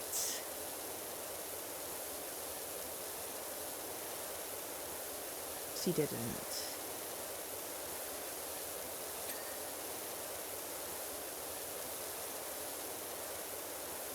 Not at all. That's what this chat's for. We are good at helping people be strong for the heavy things. And empathizing because, hey, most of us have also been there. In various different shapes and forms. So, you have nothing to apologize for, Ray. I'm just, grateful you came here and, you're among friends, even if they're weird digital friends that, become friends way too easily. Just adopt random strangers as friends. But, it's a safe space. You're allowed to be a bit vulnerable. And it's okay not to know how to feel. You don't have to ever feel sorry for it.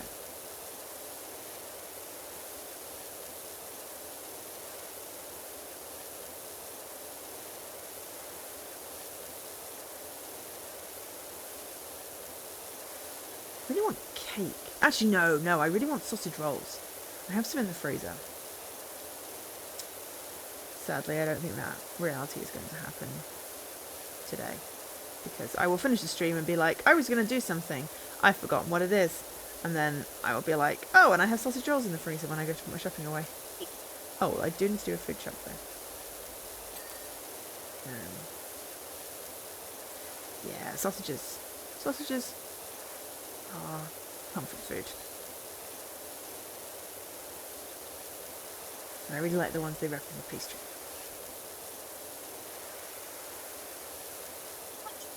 Leaky. No. I often say stuff without thinking about it. No, I will say people are my friends. I don't say people are my best friends easily, and you're one of my best friends.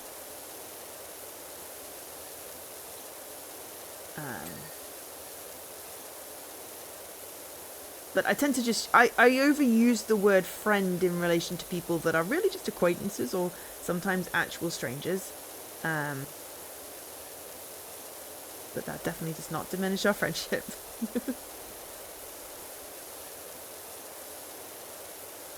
And I'm laughing merely out of awkwardness. I'm not making fun of you, just to be clear. It's kind of that I said something stupid and didn't think what effect it would have on other people kind of awkward laughter thing. Yeah. Same.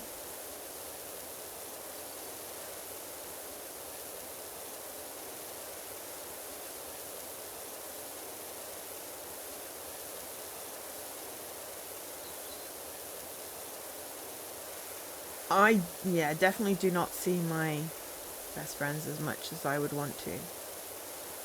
I did at least get the chance to see them all when I was in between jobs, which was great.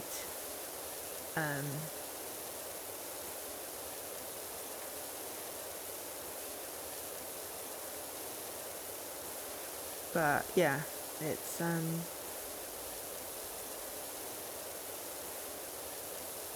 sometimes hard to do the whole maintaining friendship thing unless people understand that you don't perceive time the same way that you do.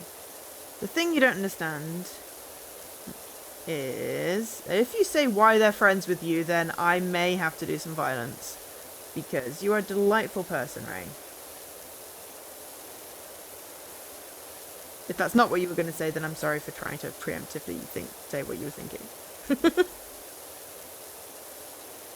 But I feel like you're in one of those self-deprecating moods, so I'm gonna head you off. But feel free to complete your sentence. I'm sorry. I don't always do well with the sexual cues. I'm terrible with social cues. Because now I'm slightly worried that I've offended you.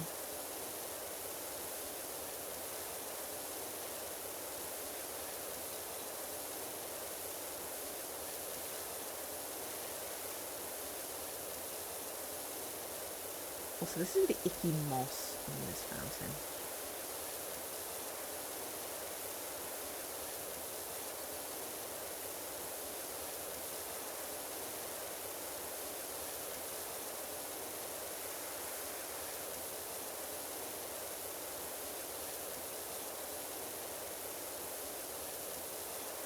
Oh.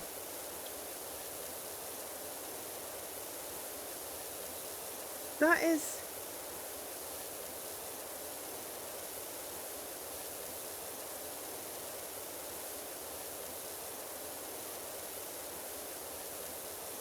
Get it.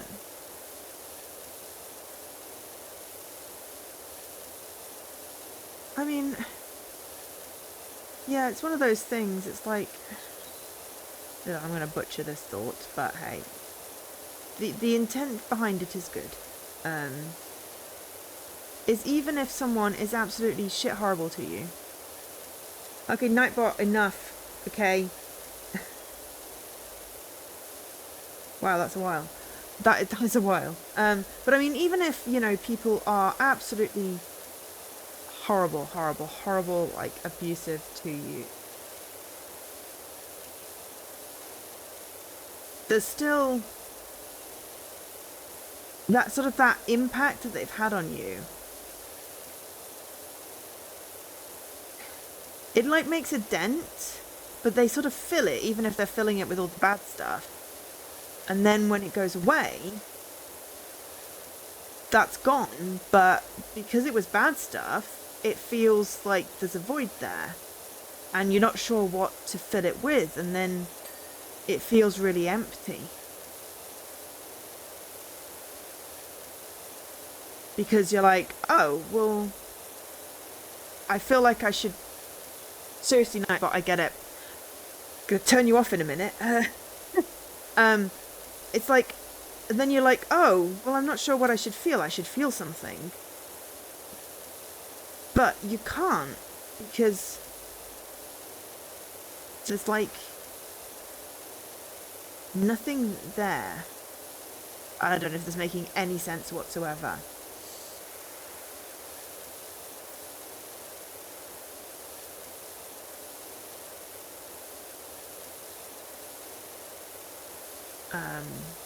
But yeah. But I get it. No, it's not making sense. Cool. Awesome! Sometimes I cannot articulate my thoughts. Oh no! Oh, okay. It did make some sense. That makes me happy. Seriously, Nightbot. Okay, I'm turning off. Stop it.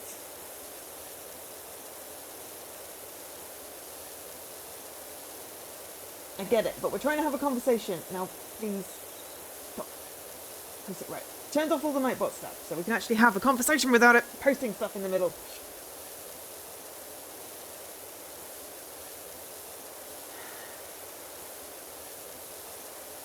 Yeah.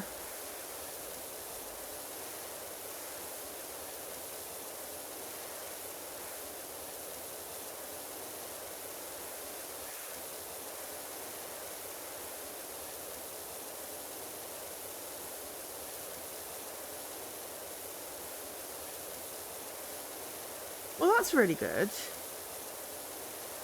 I mean, you know, everyone always says friends are the family you choose, and you can choose, you know, okay, there are people that are related to you by blood, but you can choose your family. And you can choose people that, you know, are good to you. But, yeah.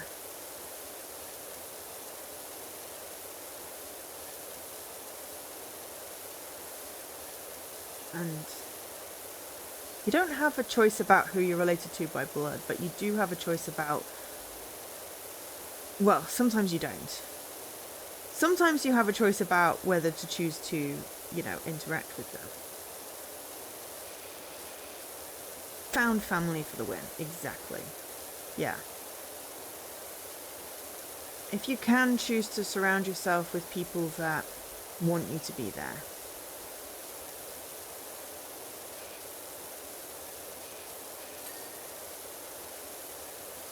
But then, because if you've had a dysfunctional family life, even if you do find those people that are amazing,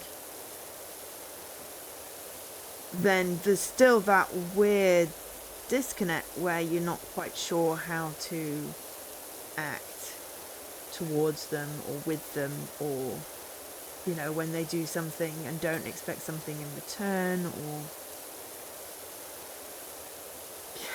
And then you feel like you're broken and you don't know how to human.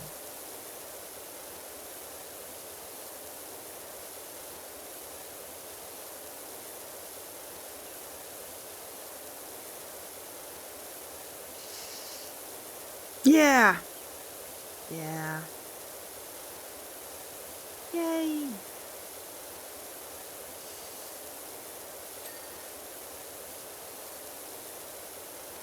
But yeah, it's just so long before I got my diagnosis. I was just like, I'm just broken. Clearly there is just something fundamentally wrong with me, that everyone else got this manual on how on earth to human and I didn't. And for so long, it was like, I'm broken, I don't work, I'm doing it all wrong.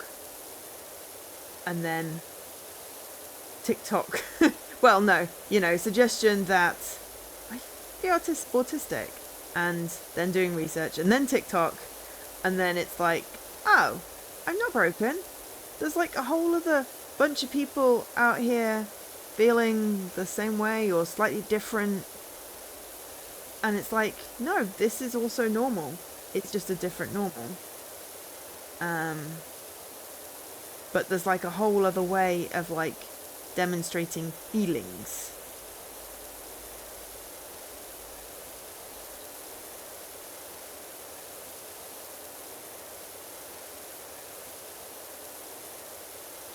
Or, not knowing how to express feelings or words or anything. Because sometimes you just don't have a healthy model for how to express their feelings, but you've been repressing them because people told you they were wrong. So, yeah. Ah, yes, the joys of the object permanence and how that relates to people and how you forget that people exist if you don't see them.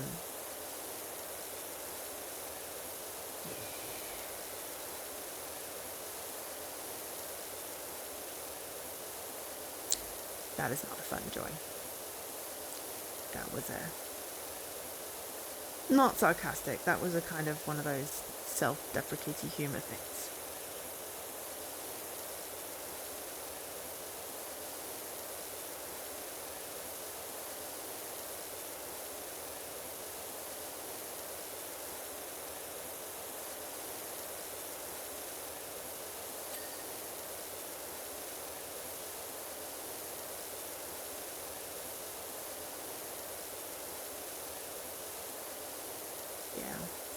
Mikey has not had the best of couple of months, unfortunately. Several of my friends have not had the best couple of months. But yes, you definitely didn't deserve that, Ray. And I understand.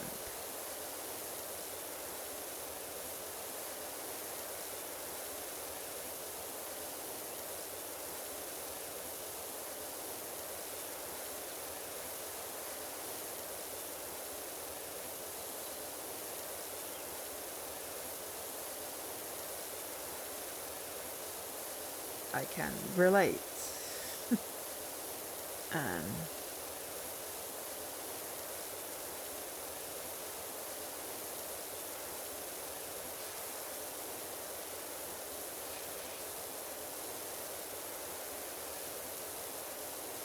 Sorry that you had to go through that, and I'm sorry that there was no one there to protect you.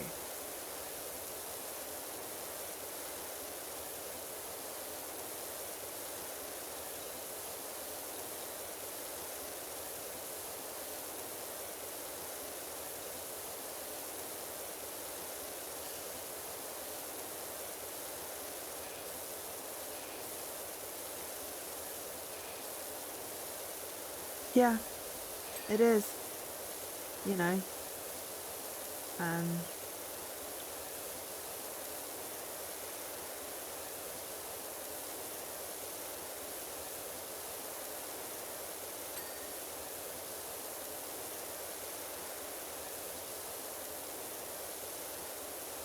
Just to say that some people shouldn't be allowed to have children.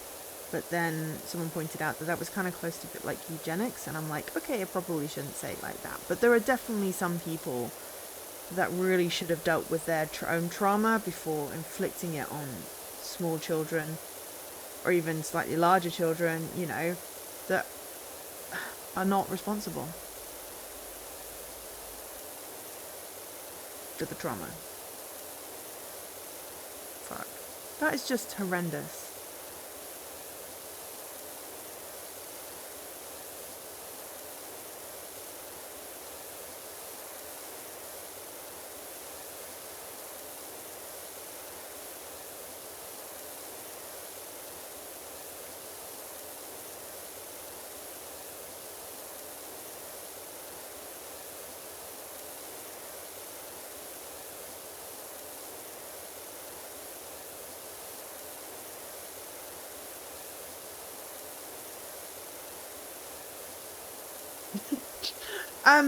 Yes, I thought that, but did not say it out loud. Or I may have said it out loud, I don't know. Automatic reaction in my head basically went, that is not.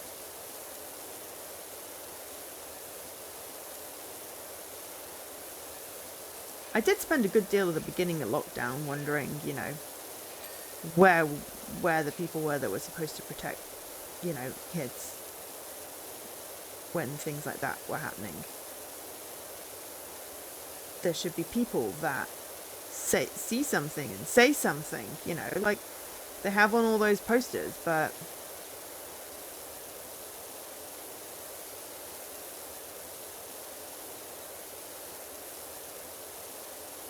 oh, you see, I didn't even know that sort of thing existed. I was like, this is my life, this is, I guess, normal, right?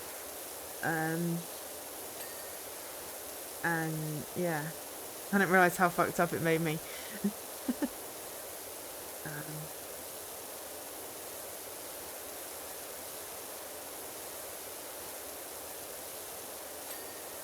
That sounds like a very sensible thing to do.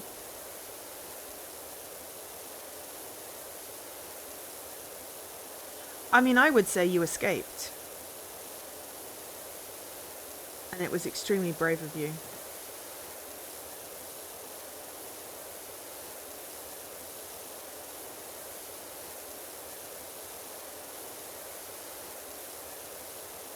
Because that is a messed up situation that no one should have to be in.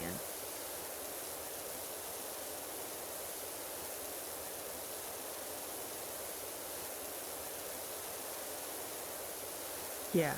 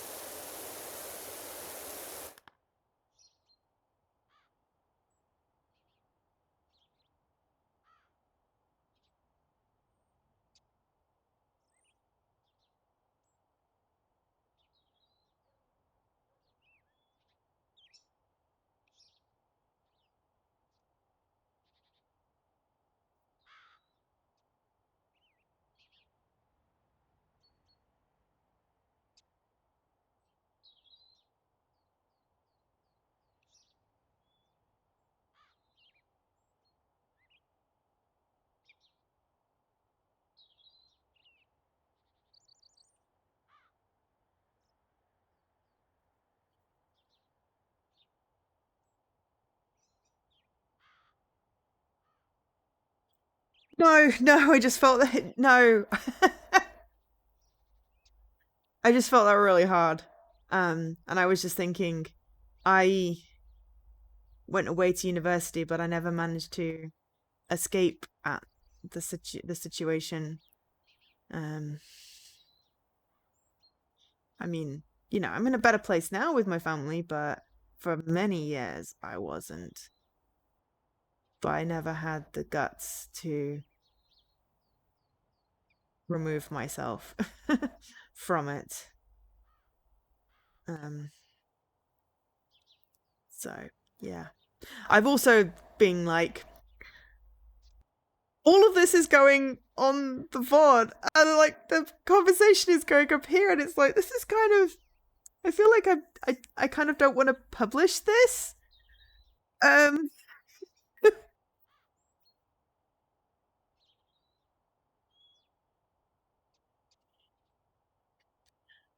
mean, I know this is a terrible thing to say about anybody, but I'm glad she's gone so you can try and start healing. I'm glad you have Charlotte and Charlotte's mum.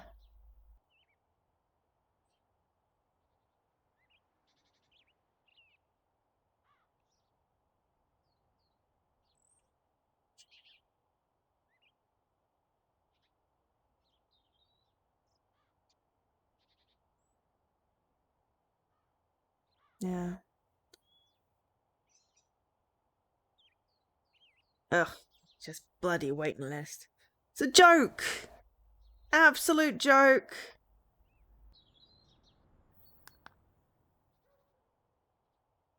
The fountain seems covered in a lustrous variety of moss, lichen, and algae, three of my favourite things to find on a wall.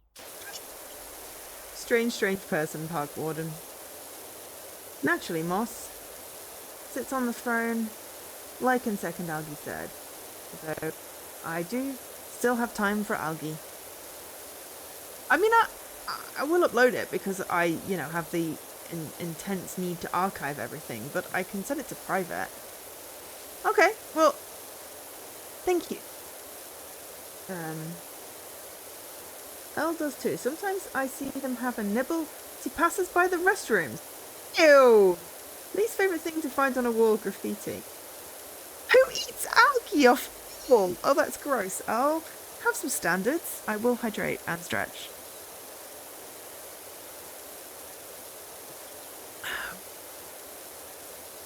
But yeah. I am hoping that you'll be able to find some... I want to say closure, but that sounds kind of trite.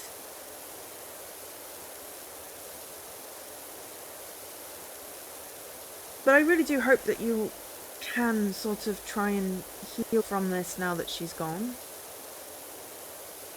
And no longer being like a toxic thing that exists in your world, even if you haven't been in contact for 21 years. That's the whole drinking person. And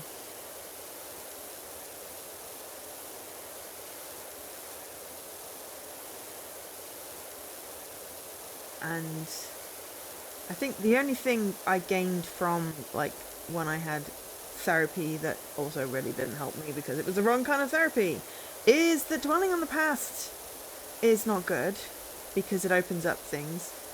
Talking about stuff is good sometimes.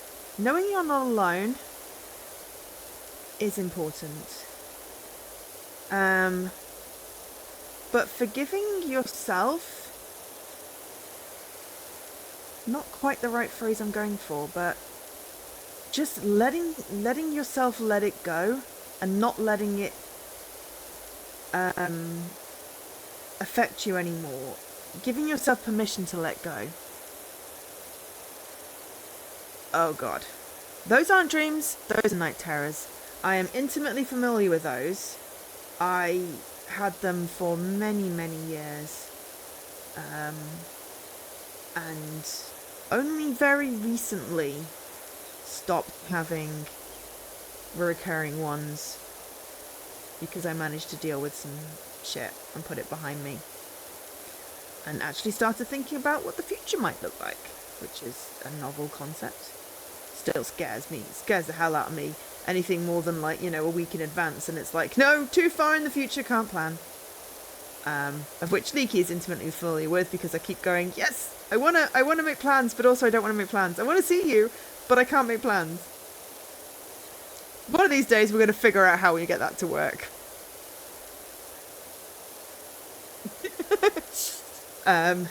Which may just involve going, right, I'm just going to cancel streams this weekend. If you happen to be in the area, that would be great.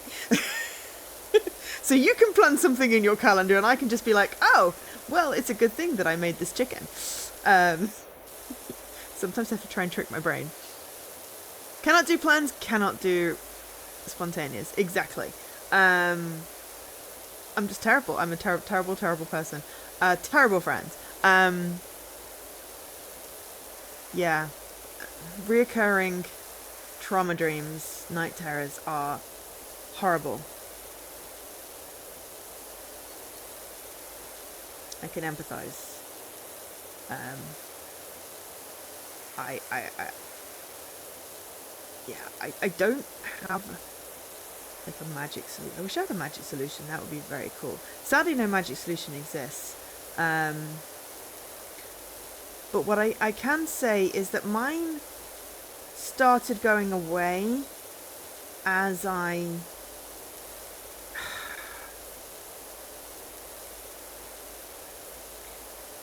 accepted that I would not be ruled by that trauma anymore. That I was going to be able to live my life.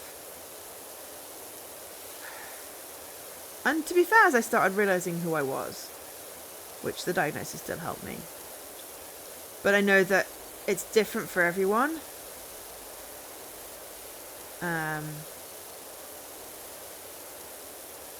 I mean, I would always advocate for nighttime ice cream. Big fan of ice cream. Also, cheese and hula hoops is my go-to bedtime snack. Because it's like, I'm going to have the carbs, I'm going to have a little bit of protein, a little bit of fat. Mostly I'm just hungry. Though to be fair, I'm going to jinx myself now. My binge eating is a little bit more under control now. But mostly just because my stomach is not having a great time and I feel nauseous most of the time. You don't kind of want to eat when you feel nauseous. But yeah. Cheese dreams? What the fuck's a cheese dream? Someone used to say don't have cheese and chocolate before bed. And I did it once. And I dreamt about eating cheese and chocolate. Is that a cheese dream? I mean, I have lots of dreams about eating cheese. Cheese is amazing. Cheese is like the best thing. Especially like melty cheese. Like mozzarella sticks. Oh, I know. So unhealthy, but I don't care. Or like a good bit of brie on a crispy baguette. Yeah, what? I don't get this. So, do you have the cheese dreams, Leaky? Can you explain this? Because cheese before bed. I always have weird dreams. I have weird dreams whatever I eat. If I don't eat, I have weird dreams. I have a weird brain.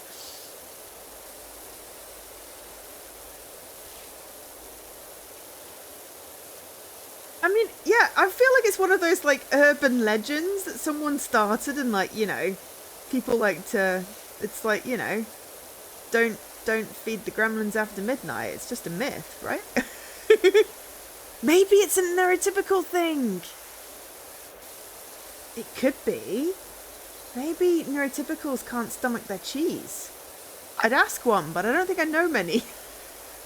Oh, probably work people. I wonder how many of my work people are actually secretly neurodiverse. I'm not going to start psychoanalyzing them, though, because therein lieth, you know, I'm not a psychologist, though I am fairly certain there's at least one or two that I know. But yes, I wonder if that's, I may pose that question, like, random at work or something. Yeah, probably all the left-handed people as well. I feel like that's like some Italian sub. Ooh, what with meatballs and marinara sauce? Because mostly I'm just thinking that if I tried that, I'd just get it all over the sheets and then it'd be like marinara sheets. Just remembering the last time I tried to eat a Thai curry in bed and I made my quilt orange. I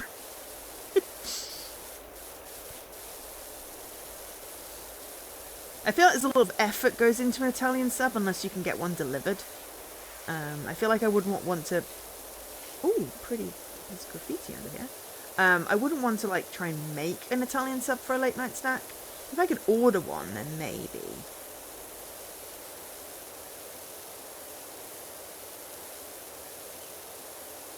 Like a tuna melt. Are they? I just made that up totally, Leaky. Just because so many people I meet are like, oh yeah, I'm left-handed and I'm like developer or like dyslexic or, you know, creative or whatever. It's like, okay, so yes. Wow. That is so odd. I love random stats like that.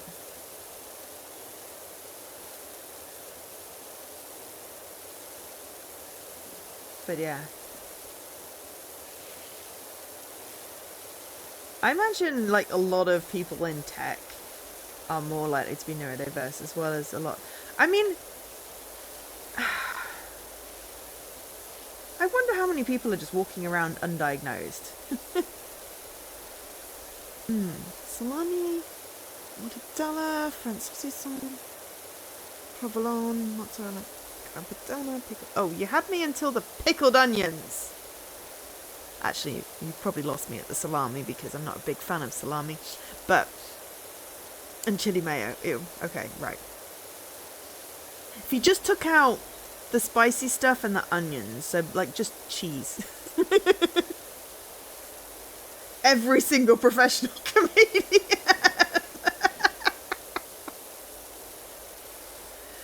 But I mean, I wonder how much lockdown and that abrupt change to routine, you know, forced a lot of people out of the divergent closet, so to speak. Yeah, so if you just took all the meat and the weird vegetables and the mayo out of that sandwich and just made it cheese on like a baguette, then that would be perfect.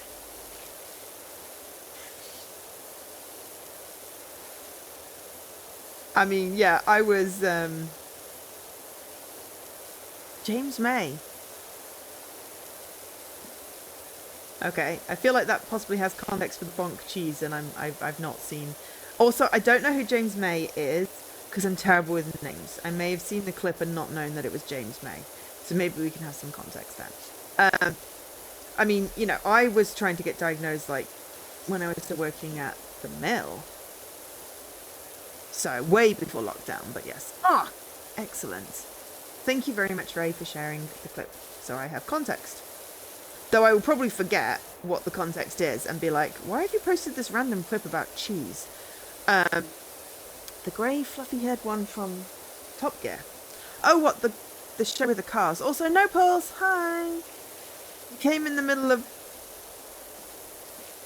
I don't even know what to call this conversation. You came in the middle of a conversation that has alternated between covering some really heavy topics and then talking about cheese.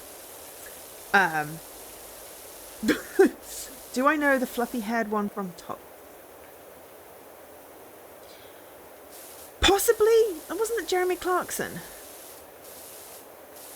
Was Jeremy Clarkson in Top Gear? I know he did a naughty and had to get bonded. Maybe have a look at the clip. Oh! Cheese! It was Cheese. Oh no, I do recognise him. I didn't know his name was James May. But yes, Cheese is awesome. No Pulse, have you ever had one of these mythical cheese dreams? Because you had cheese before you went to sleep. I feel like I need to do a poll now. Has anyone ever had a cheese dream? And not a dream about cheese, but apparently a weird dream caused by cheese. Oh, okay. I mean, that is your opinion, and I respect that. Is it because there's some kind of allergy type situation? Don't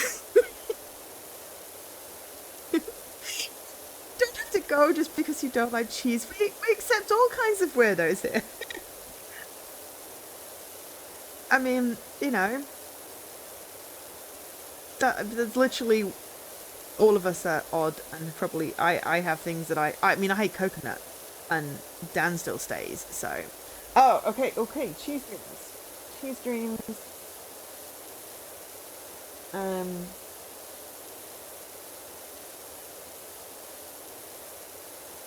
Not all cheese. Okay, okay. Please don't say you like that cheese in a can stuff that I mock Jessie for occasionally. I don't quite know what to answer to this poll because I've never had a weird dream from cheese, but I have had dreams about cheese. So I'm just going to go with probably hell no for now. As a cheese dream thing.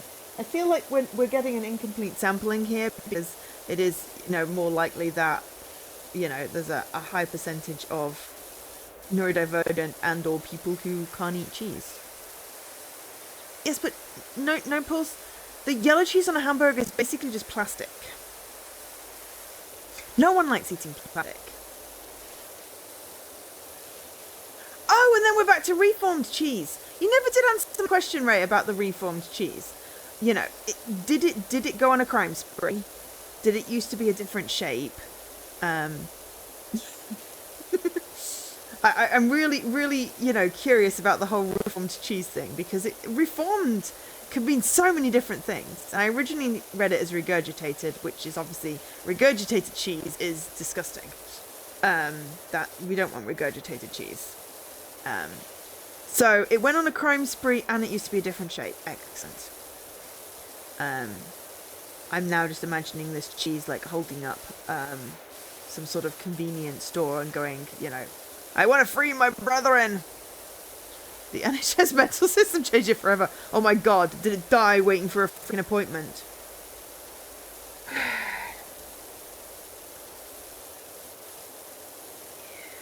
Okay, so cheese dreams, we've got resounding hell no. They're a myth. Excellent. That is, as Dan would say, legally binding Twitch poll. Because, it's like the Brexit referendum. Totally legally binding and definitely should change everybody's lives. I roll, that with intense sarcasm. I know I don't do it very well. Oh, and Horror Acolyte is here with the puns, the cheese puns. I love it. Yes, cheese puns. Let's go. Also, hi, Horror Acolytes.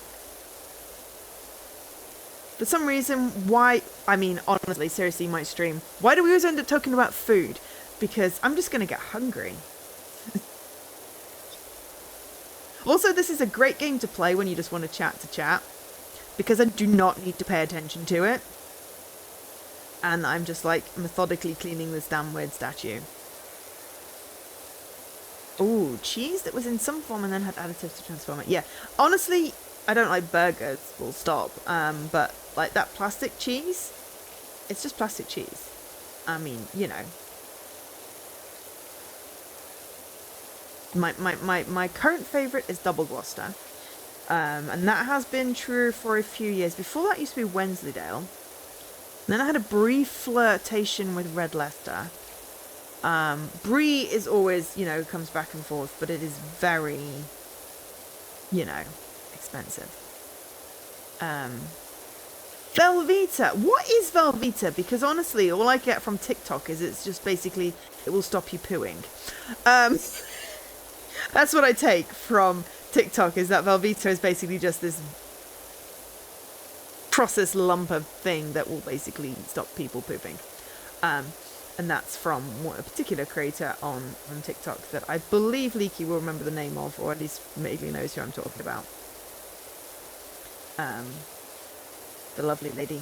Omaha Cat Lady, I think, maybe. Anyway, she's lovely. But yes, that's the only experience I have with... It's in the Caucasity cookbook, Velveeta. Yeah, North Omaha Cat Lady. There we go. Thank you. I knew it was some sort of place in America that I couldn't think of the name of.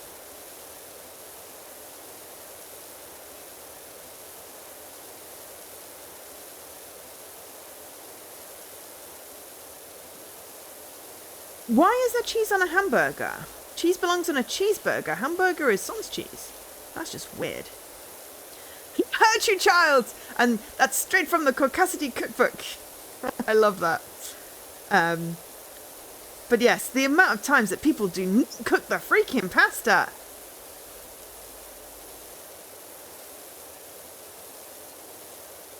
Or just stick this massive unsliced lump of God knows what in the middle of something. It's like, sit up at least. Give it a chance. But yes, no, it is hilarious watching her comment it. But I have to be in the right mood for it. Otherwise, it's like, no, this is just going to make me want to heave. I do like it when she comments on the guy that does the old-fashioned recipe thingies. But it's like this guy that has his own cookbook, but I've forgotten his bloody name because I'm terrible with names. But I like it when she comments on that because it's like, oh, this should be horrendous, but he's just so adorable and approaches it in such a really cool way that it's like, it's a really cool interaction between the two of them. He basically, yeah, does recipes from like old-fashioned recipes from like, you know, the depths of time. There used to be a cheeseburger versus hamburger. Now everything is a cheeseburger and pickles. Ew! Can't stand pickles. Disgusting things. Ugh. Can't stand pickled anything, but that's because I don't like vinegar. But yeah. And ugh. Mayo has a place, and that is with tuna. And that is it. That is it. That is it. I vaguely remember we had a conversation about mayo last time. Or at a previous time. Yeah.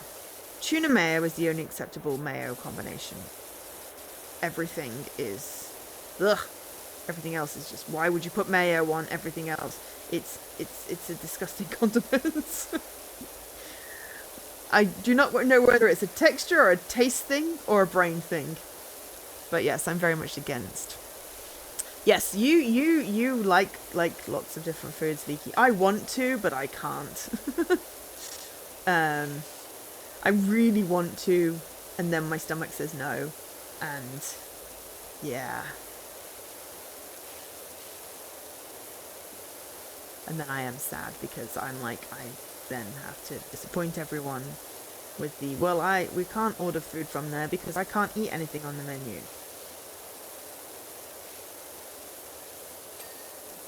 Which makes me sad.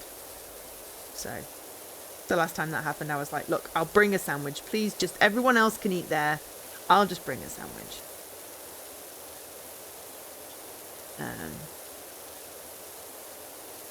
Yeah, between the allergies and the autistic and the broken digestive system. Like, you know, fruit mostly makes me nauseous.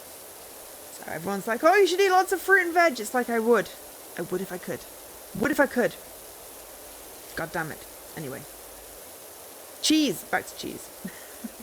And also, why is everything a cheeseburger? That's just weird. But yeah, I can understand your dislike of cheese if that plastic orange stuff is all you've got an experience of.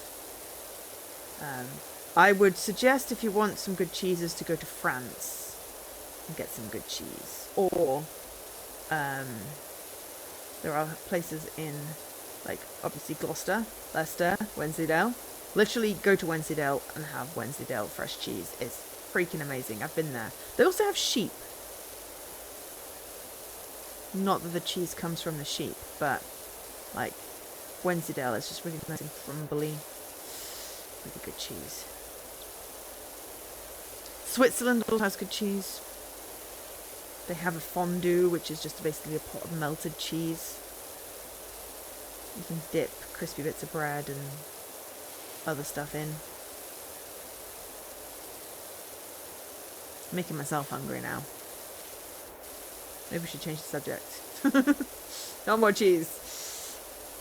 I really want cheese now. God damn it. Actually, no, I want sausage rolls. Neither of which is going to happen. I'm going to get into bed and be like, damn it, I'm hungry, and then go sleep. Hopefully. The plan. But yeah. Something. Woo. Ooh.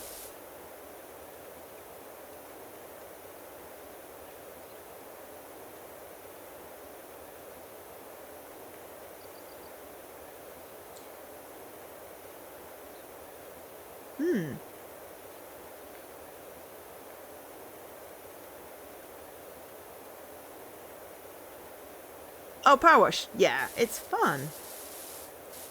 I'm never a big fan of burgers, just basically because I have a sensitive issue with beef burger.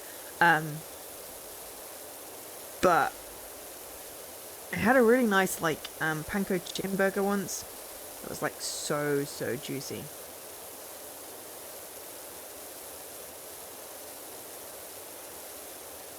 I'm not even sure I know what half the ingredients are in your sandwich, Ray, but I mean, it sounds delightful, and as long as you don't put chilies in it for me, because I'm very allergic to chilies. But I think Havarti is cheese, but nori. What do I think of mince? I have a love-hate relationship with mince, mostly involving a stomach bug and a meal of mince, which meant that I couldn't eat mince for about 20 years. I can eat mince with something, like mashed potato, and just about in my mum's lasagna and spaghetti bolognese, just about, but I'm not a huge fan of mince. Creamy, tangy Danish. Oh, nom.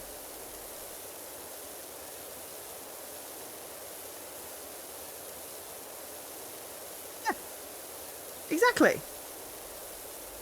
You got it. It's like eggs.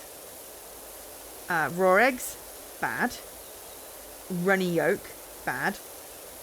Scrambled egg, okay as long as it's not raw. Runny. An omelette, good. One egg fried rice is great. Do love a good creamy, tangy cheese. Oh, there was a beautiful, might have been a Swiss cheese. Can't remember the name of it for the life of me. But it was almost not, it was not quite spreadable, but it was that sort of consistency. There was a really nice and squishy. That was really, it had really tangy taste. So ironically, I think I had in France. But I think it was a Swiss cheese. Yes, seaweed. Of course. God damn it. I had cheese brain. I was thinking it was some kind of cheese or some kind of meat. But no, it's a seaweed, yeah, of course.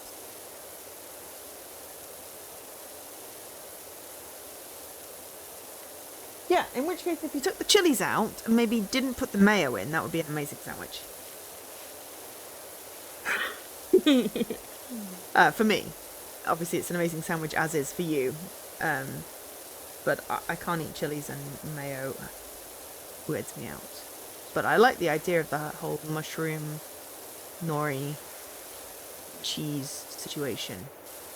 Sounds good. Yeah, it's a flavour enhancer. I love MSG, obviously. That is a really nice flavour enhancer.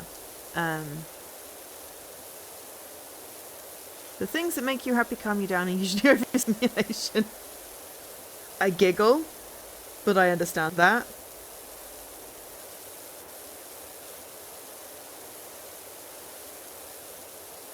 Yeah.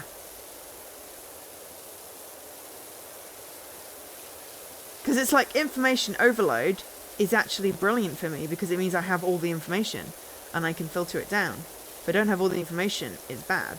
But yeah, sometimes I am so understimulated, I am so bored, and then it'll be like, I will find something and it'll be like, yay, my brain is happy, I'm watching 3 streams, playing a game, got a TV program and a podcast going on. So much information in, and it's perfect. Oh yeah, calming definitely is not always switching off.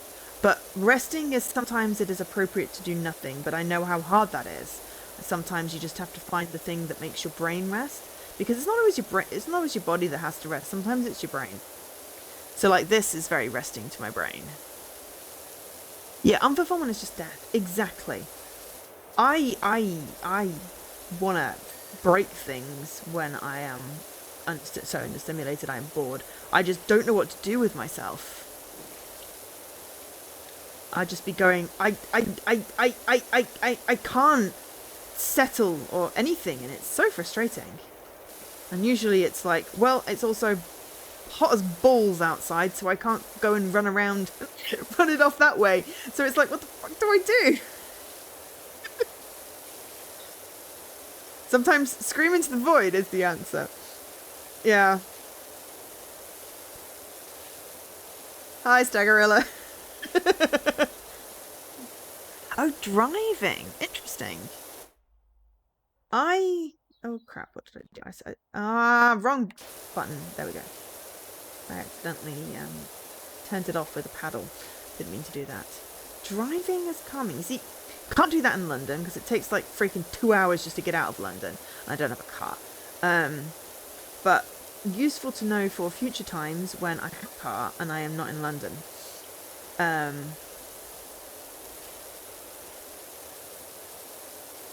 I don't know if that would be enough stimulation for my brain, to be perfectly honest.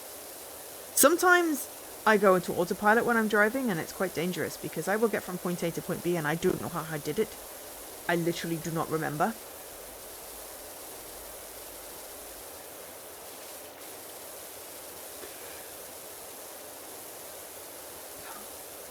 What I'd usually like to do is put on some dancey music or my tunes playlist and go for a walk. Or I used to go to the cinema. For some reason, sitting in the dark watching a film in a giant room is intensely calming for me. But since COVID, I can't really do that without anxiety. And when it's hot as balls outside, I can't just go for a walk because then I just end up feeling very uncomfortable.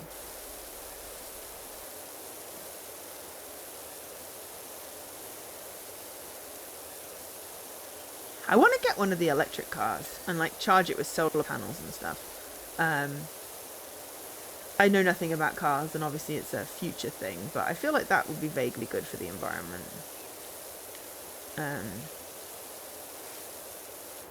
I'd settle for a bike if it was just not in London. I would totally get a bike, and then I could go biking somewhere, and that would probably be quite good. Though at least with a car, once you get exhausted, you can just get yourself back. Slightly harder when you've biked, 14 miles down the road and you're like, fuck, how do I get home? Does my job have a drive to work scheme? Probably has a ride to work scheme. I doubt it has a drive to work scheme because it's a London based office. But I have a remote position, so I literally my work is in my spare room. My office is like just over there. Takes like 3 seconds. Yeah. Possibly the parent company might. But again, something I would possibly look into then in the future when I have somewhere. Oh. Of course the government did that. Van Moof went bankrupt. I mean, I am amused at the name. I shouldn't be, but I am mature. Did they do electric cars? I don't know anything about electric cars. And cowboys? Okay, please give me some context, because you just saying you've ordered a couple of cowboys is an absolutely hilarious image that I literally can't see in my head, but I can sort of vaguely semi-picture in words. Oh, is it an e-bike? Okay, cool. I gotta say, that's one heck of a fountain. Looks like that Keeper's Lodge idea is dead in the water. Oh well. Oh, e-bikes. You will post. Cool. Alright, but it is incredibly funny to me that you would potentially be purchasing a couple of cowboys, as in like actual human beings. That would be absolutely freaking hilarious. You could just ride the cowboy to work. Lol. What do you think the square footage of this thing is once filled? I might be getting myself another little idea here. You're thinking swimming pool fountain, aren't you?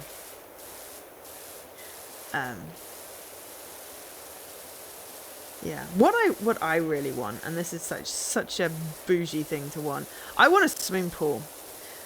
And the reason I want a swimming pool is because swimming is the only acceptable form of exercise that I like, really. Because itself, like, if you get sweaty, you're in the water, and you don't have to like deal with all the pressure on your joints and everything. But the effort of getting to a pool genuinely negates the joy that I get from swimming. So I would really like to just have a swimming pool. And it's just like, that's just so like, I don't know, something class of me to want a goddamn swimming pool. Woodcutters, you want to ride a woodcutter, do you, Leaky?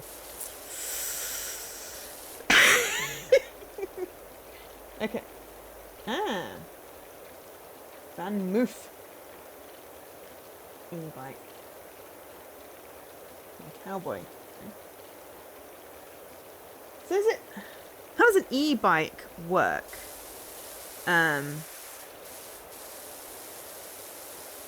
Because I know how a bike works, and a motorcycle. So is an e-bike like somewhere in between that? Effort of maintaining a pool. I know, but it would be an indoor pool, so it'd be less likely to get mouldy and lichen and algae. I know there's an effort of maintenance. I'm not, but I'm just thinking about how much it would benefit my health. Exactly. What? Come on, this is England. You think I'd have an outdoor pool? I'd be able to use it like 2 days a year. Oh, you can use it to... Oh, like it's got like a cruise control type situation. Yeah, I know, exactly. Fancy. It's like, how bougie is it? However, but I'm just thinking that I could swim every morning. And that would be great for my health, both physical and mental. You know, if I was feeling... Because what I would love to do, when I am bored, like understimulated bored, swimming. Now that's my solution. I used to do it at school. Like every day I would swim.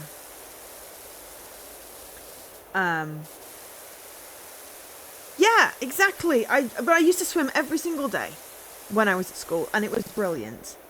And I was in the best shape of my life, and like I was happy as I loved swimming. But I just there's so many steps to get to the pool, and they've made more steps because you have to book the freaking lane now. You can't just go and it be a free swim. You have to book it. So they've just like added in too many steps that my executive dysfunction just doesn't want to get there. But if I had my own pool, I could swim every day, and I would. And it would be great. I'd be bored, cool, go swim. Need to think about a work thing, cool, go swim. And there'd be like no effort because it would be in my house. And that would just be so like freeing. But obviously, yes, there is the expense and the maintenance, and I am aware that it's kind of a pipe dreamy thing. But it would be so cool. Pool party? I suppose. But like lengths. Also, what am I doing with this thing? I think I need a ladder.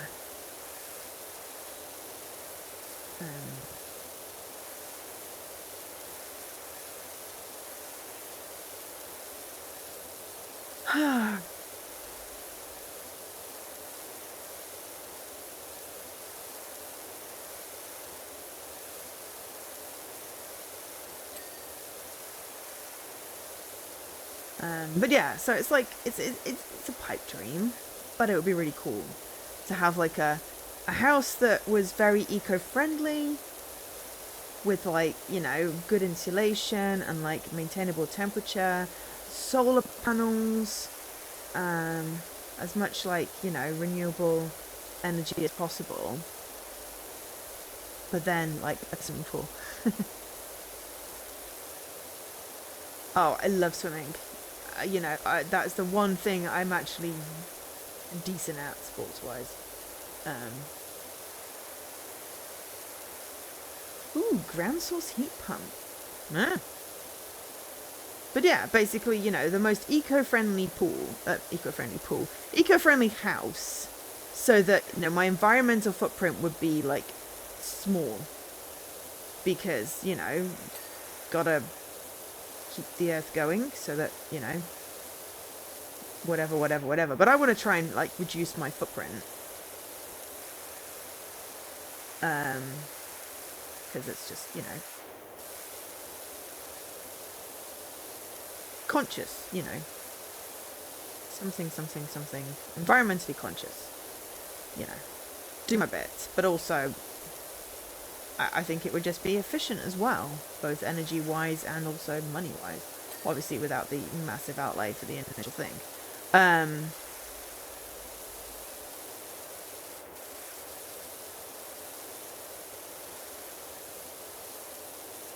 But I know pool would be a decadence, but I just think like the impact of it on me would be worth it. But obviously it would just be a case of costs and stuff. Yeah, an electric car and like charging that way, but you know, just some way of like maintaining a decent temperature, because it's like I don't like being too hot, so I can be fairly heat efficient in the winter anyway.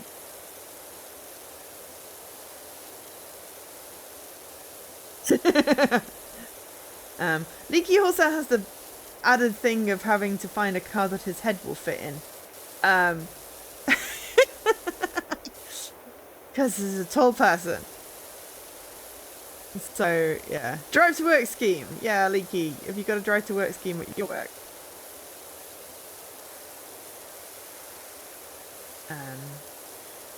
But yeah, so I just want to try and make as little environmental footprint as possible. I mean, I'm working from home, electric car, and then, yeah, the only real indulgence would be I really, really want my own swimming pool.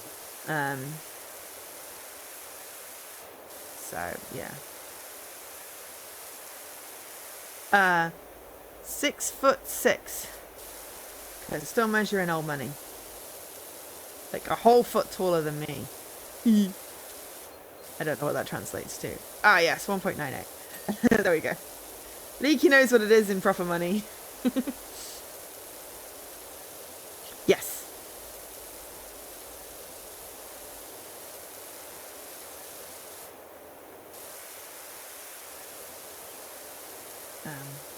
So yeah, there's a whole height thing.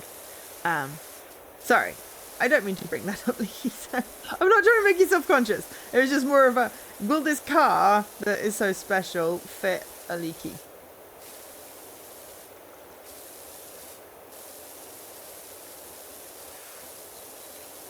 I once got in a car and my head hit the roof and I'm like, okay, the seat must be up. Because I'm sure if I'm, you know, hitting the roof, then something's wrong.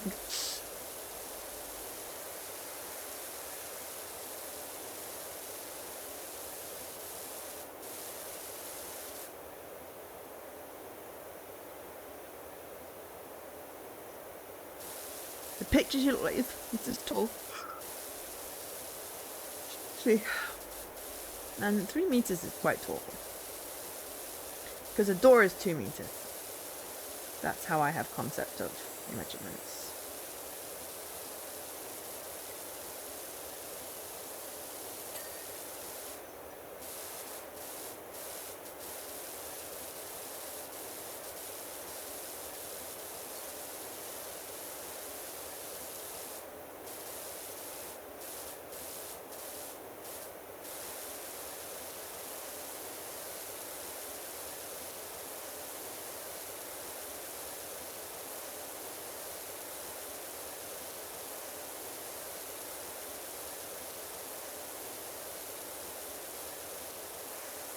If it ever uploads, I was like, I see you still see a picture of a bike. You are not a bike. Oh my god. Lady Magritte unbanned someone. Now that's something I didn't think I'd see.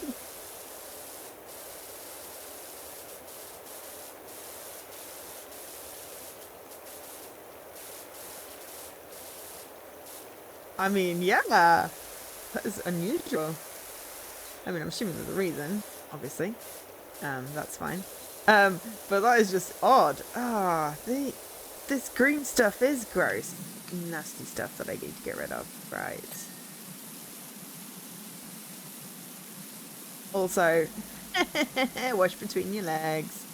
I am mature, honest. Still waiting for the photo of 3 meter tall Ray to upload.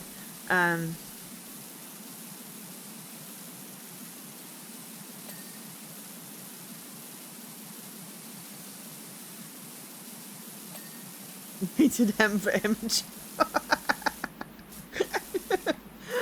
No, I read somewhere that like autistic people are like more likely to sort of be immature as they grow up. Like their age is actually more indicative of like someone who's like 20% younger or something. I don't know which context, because we had to sort of grow up more when we were kids, I think. I can't remember now the context. But anyway, I was trying to figure out what 20% of my age was, which just definitely makes me, you know, young. Oh! Oh my gosh. Yes, that does make me look very lanky.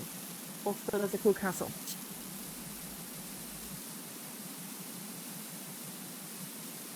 But yes, perspective there also plays a part in that one.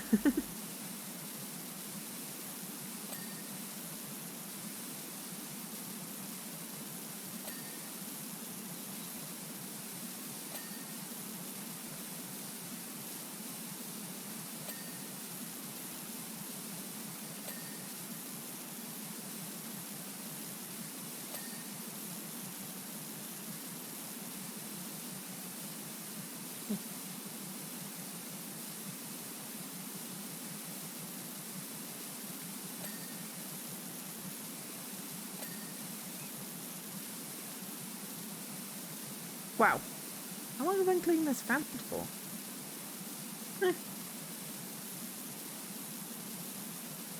Probably end stream when I finish with this fountain.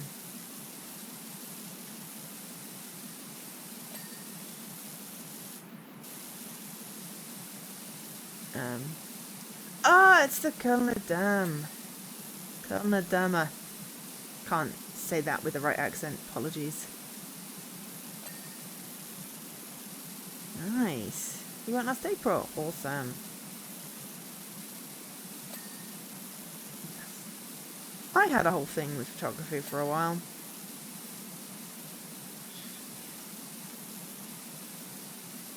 You are Meat Popsicle.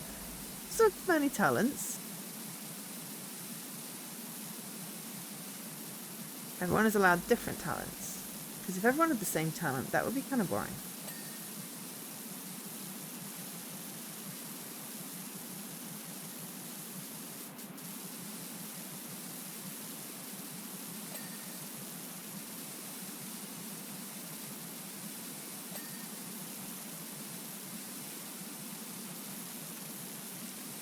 Ray is 70% leg, whereas I'm like 10% leg, and the rest of it's my goddamn torso.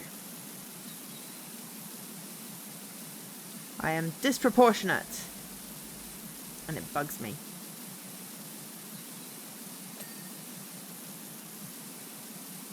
Ray's 90% leg. Okay, cool. I wish I had more leg. I feel like if I had the right proportion of leg to body, I'd be like 5'9" or something. Maybe 5'10". And then, if I had the same weight thing, I would be a lot, you know, more slender. I am... What was it? In that thing you shared, Leaky. 60% tea and 40% biscuit.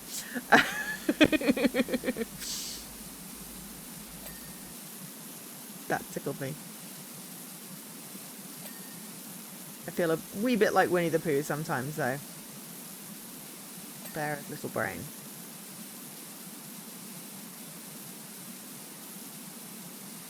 Or sometimes that my brain is just not attached to the rest of my body. Which it definitely felt like today. It still kind of feels like. I'm not quite sure what's prompting it. Maybe I do have a stomach bug and I'm just hallucinating. That'll be funny. I know I'm crouching because there's nothing under the rim here. But at this point it just seems to work. Okay, we're done around the outside.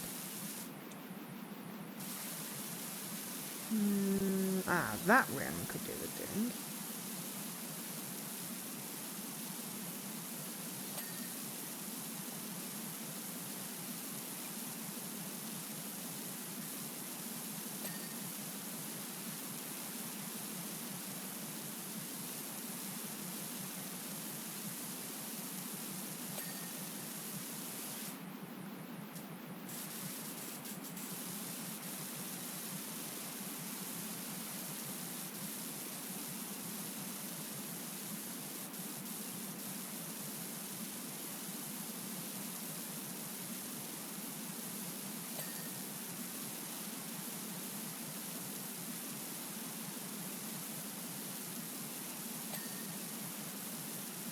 9% cake.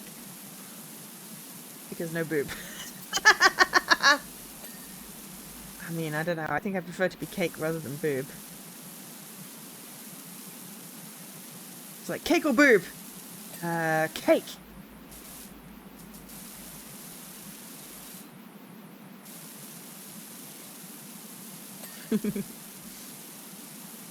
Boobs are just too annoying.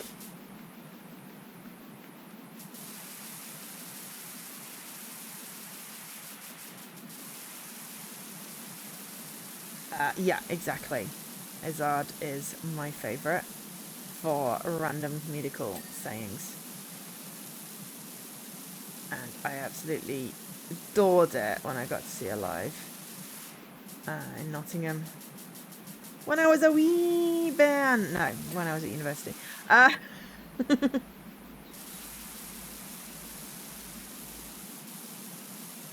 there was this fantastic sketch with a headless chicken that I don't think I've ever been able to quite find it, because obviously it was very much specific to that show. But it was freaking awesome. I do not know why men obsess about boobs either. They should try having them and having to wear bras. It's like freaking torture devices.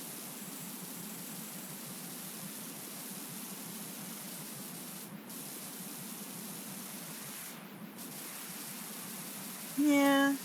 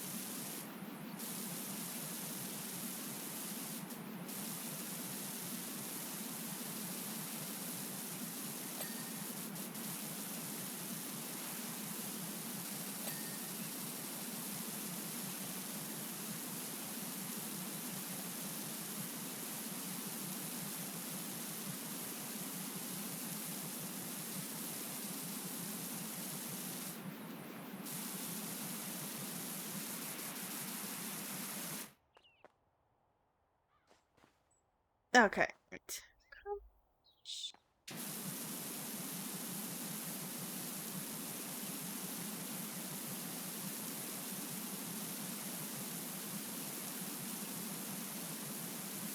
The fire whisper.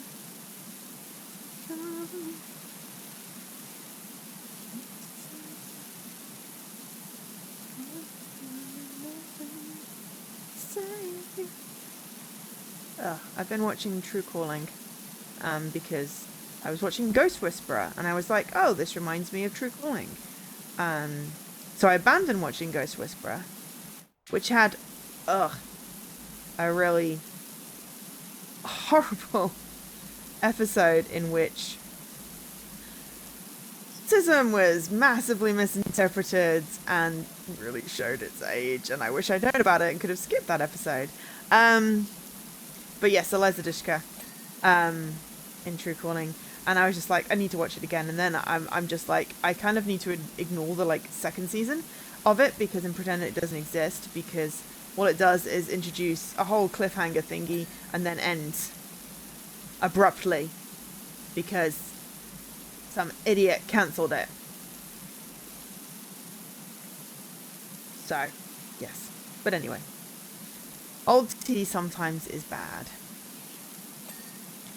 Are you missing one disc? Oh, I still have my discs, but I may have gone. Well, I own it on CD, so therefore I'm downloading it for ease of access because it's not streamable anywhere. But I have the DVD, so that's okay. It's kind of like a backup. I bought the DVD.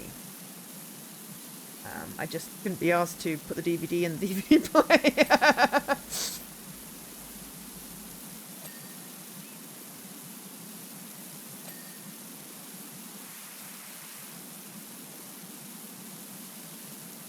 You have Buffy on VHS? Blimey. Showing your age there, Leaky. I don't own any VHSs yet at the moment. My mum has all of the VHSs that we had.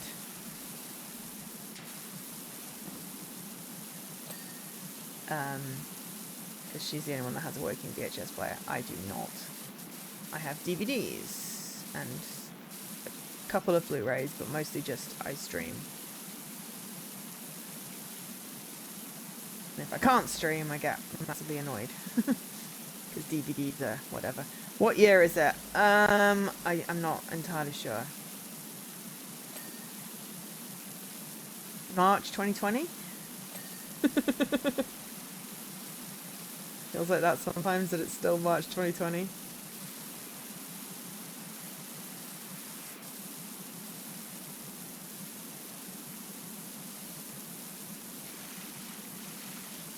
Oh, well that's really stupid.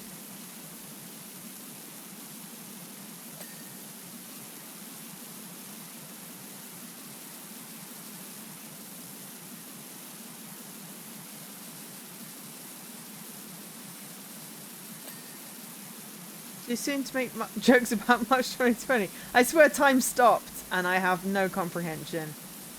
I mean, at least before then it mostly moved in a linear way, but now it just seems to have weirdly frozen and my brain broke.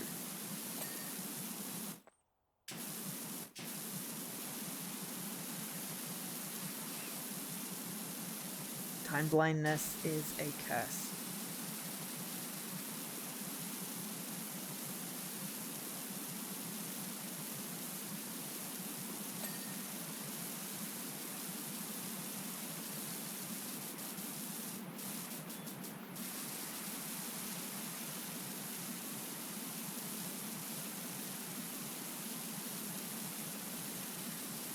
Okay. Interesting way of separating the art from the artist.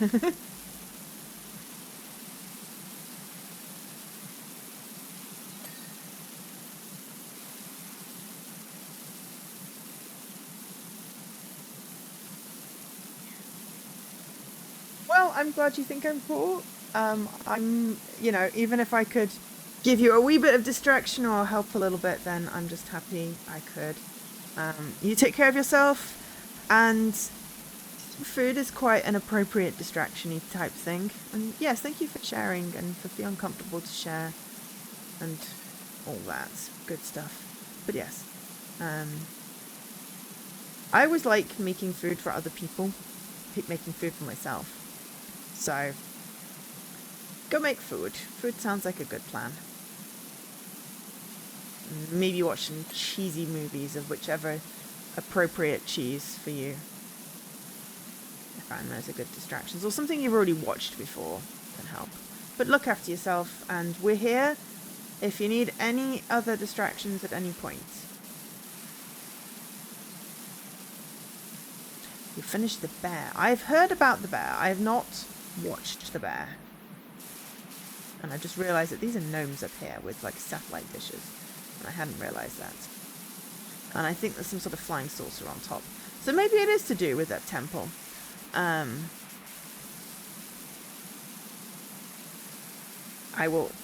probably add the bear to my list of things I should watch at some point, but yes. Ah, Barbie! And then Oppenheimer! Nice! Great choice. I am very excited to see the Barbie movie, unfortunately, because I no longer go to the cinema.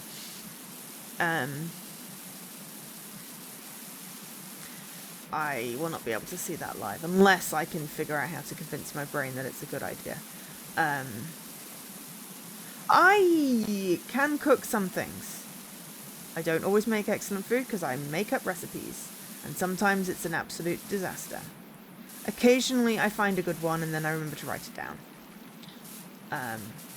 But I do prefer cooking for other people because just cooking for myself is kind of boring. So yes. Take care, and we will see you when we see you. This is taking longer to watch the last 20%, so yes. Love you too. Is it Kenway? As in Edward Kenway, the pirate in Assassin's Creed? Oh, okay. Yeah, that. But I didn't make up that recipe. That recipe was that just, came. Oh, it's a joke from another Discord. Okay. Wow. I did not get your in joke.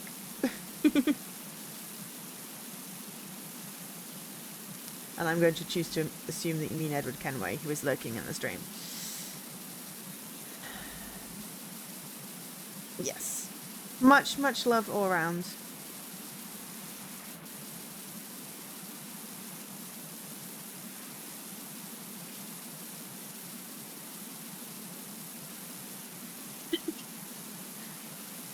I suppose they're allowed some love. As long as they explain the weird cheese thing. I'm going to make my love conditional on explaining the cheese thing. The cheese dream thing. No, I'm not, because I don't make my love conditional. But I really would like to understand the cheese thing now.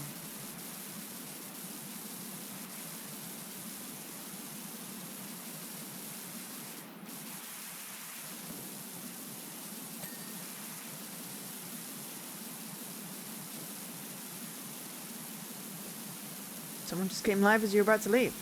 I mean, you could take us into the kitchen and cook with us. That sentence made more sense in my head. You could take the stream into the kitchen and cook and listen to the other stream.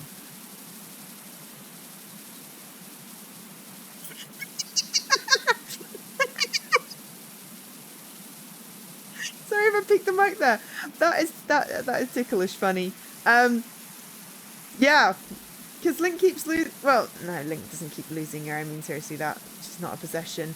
But she does keep on getting appropriated for nefarious reasons.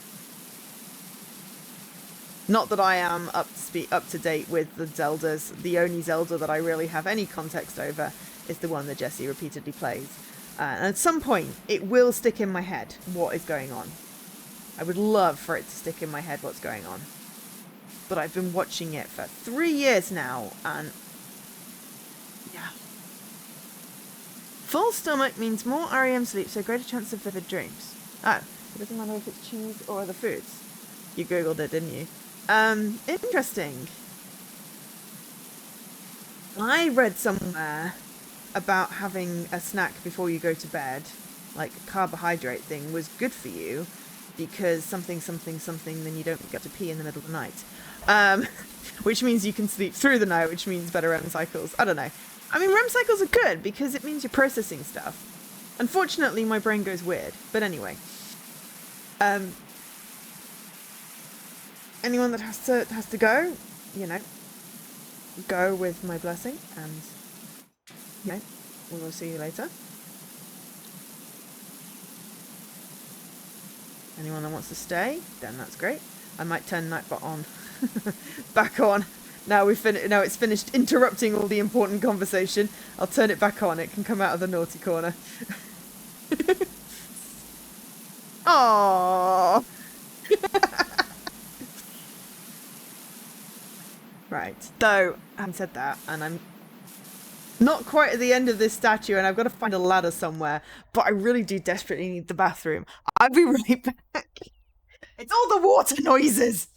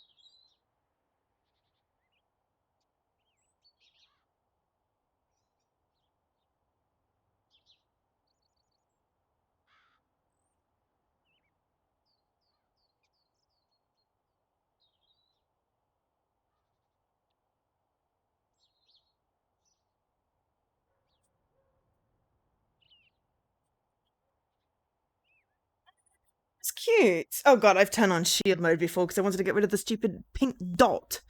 Cat. Cat is cute. Right, I need to find a ladder. I'm crouching. Where's the ladder? I see a football. Bicycle.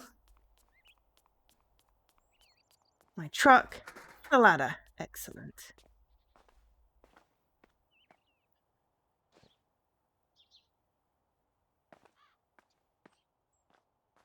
Aha. That's why they have ramps.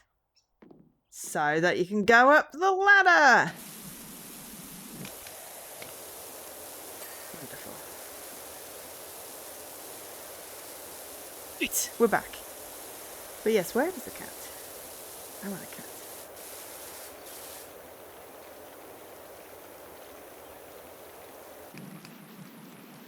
Can't quite reach back to the gnomes, so the gnomes aren't quite done. I'll need to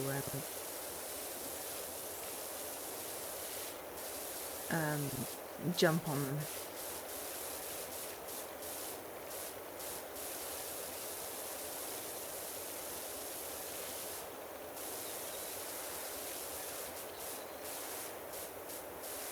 Oh my god, there is a cat!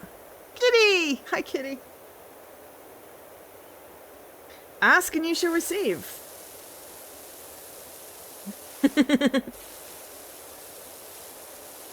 I'm on the statue.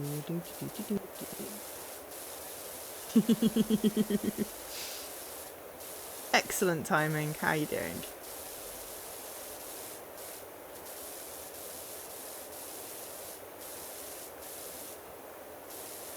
It has certainly been a conversation-full night. We've been doing a wee bit of group therapy, which has been, I don't know, hopefully helpful, useful, vaguely cathartic. I'm gonna turn the bot on. It can come out of the north corner.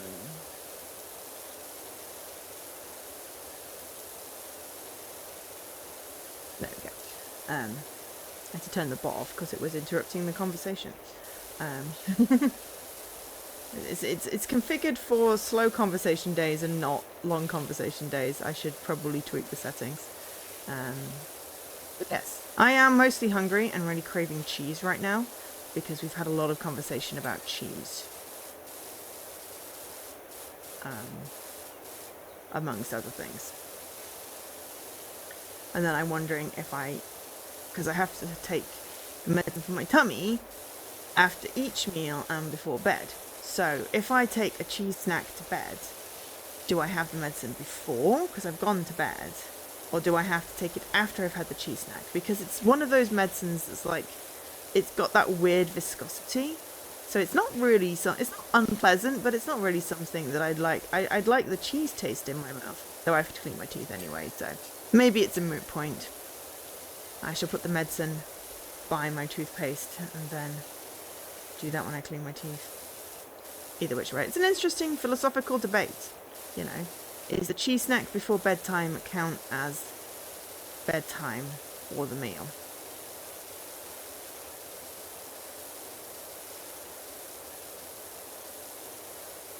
I don't know.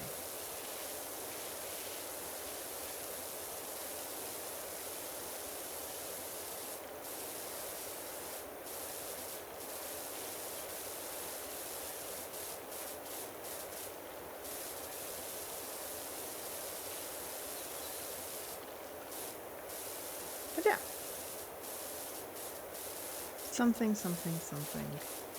Woo.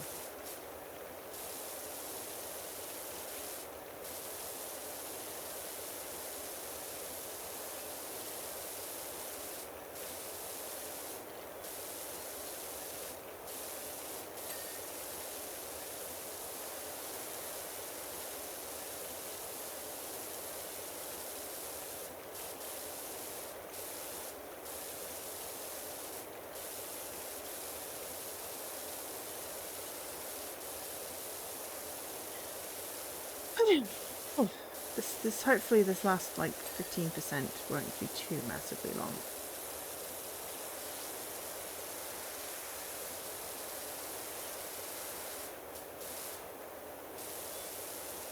feel like I might have to double ladder this, though.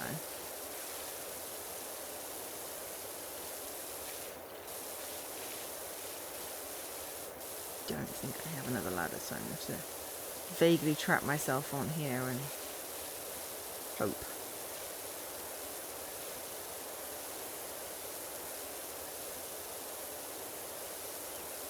So yeah, anyone else playing anything interesting or just playing anything tonight that they want to share with the team, with the group, with the gang?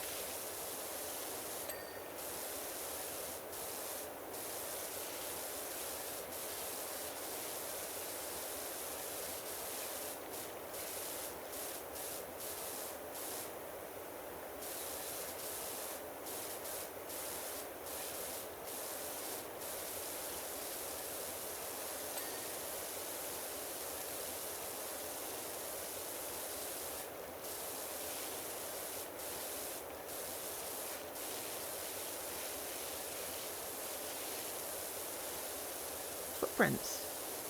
Are they my footprints?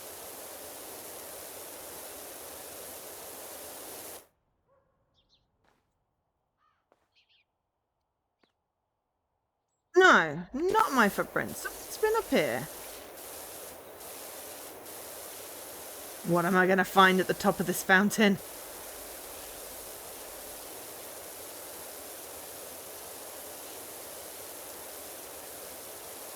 Oh, started totem. Ooh, I've seen absolutely nothing about that other than it's called totem and the art is black and white. And it's on Game Pass. Is it good?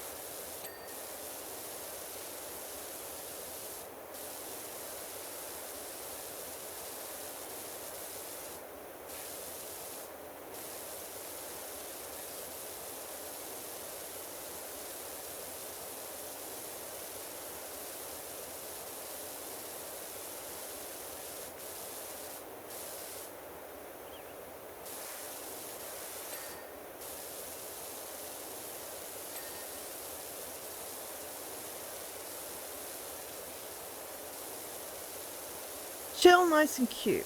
Awesome. Those are all great adjectives to describe a game. Oh, there are so many good games. There's so many games, but there's so many good games. So many games I want to play. There's only so little time. God damn it.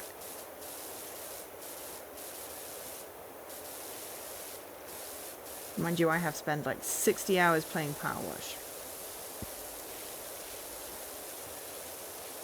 So, if I can't get the Midgard DLC to start back up again, I'll probably take a break from PowerWash. Possibly take a break from PowerWash until the new DLC comes out. Though we do have some more bonus jobs, though. I don't know. Yeah, why couldn't we just have unlimited time? I know, right? So useful. I could learn all the things. I could have all of the sleep.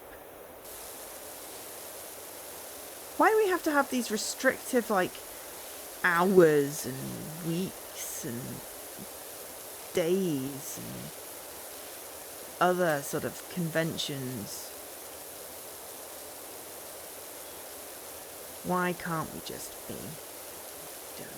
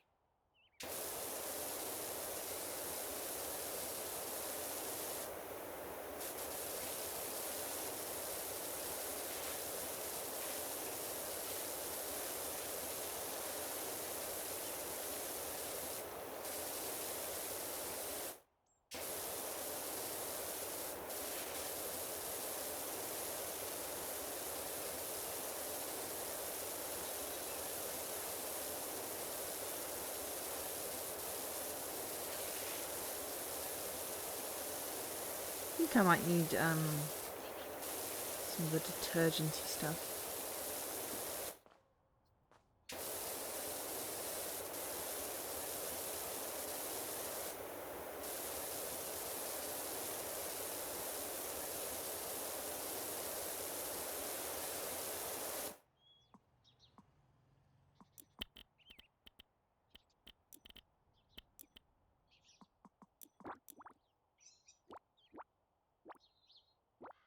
Stone cleaner.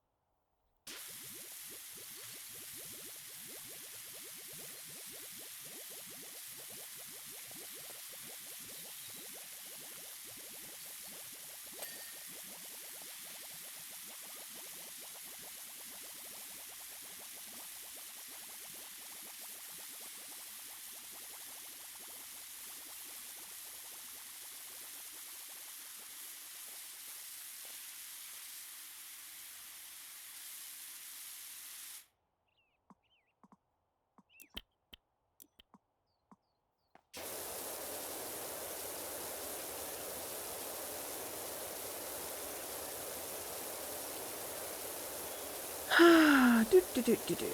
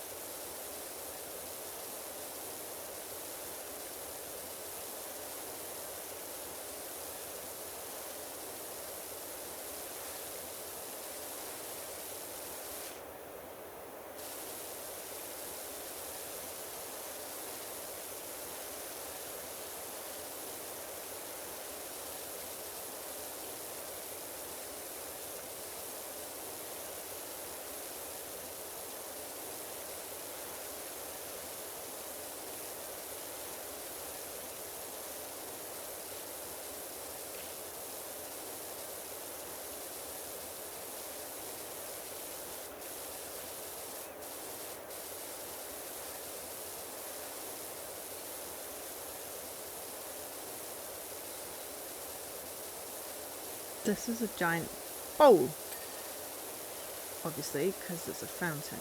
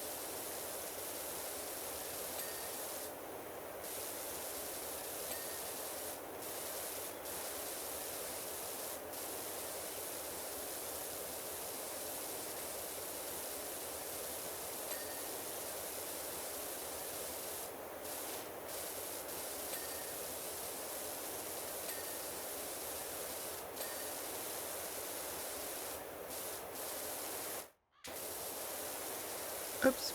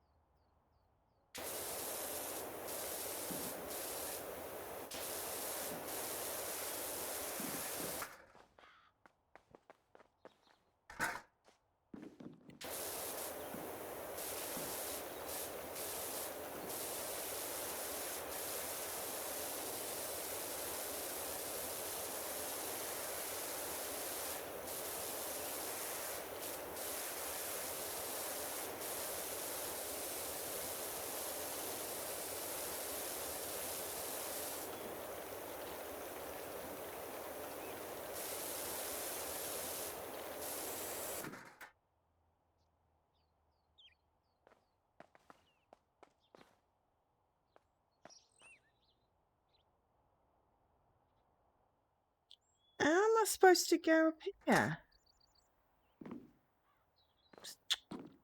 Not falling off the gnome.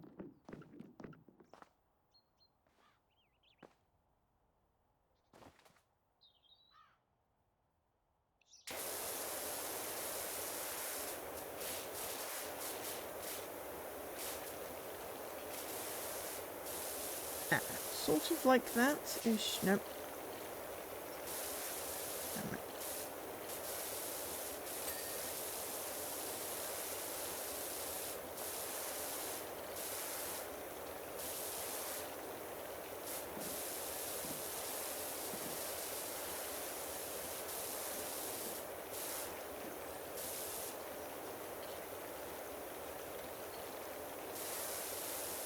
There we go.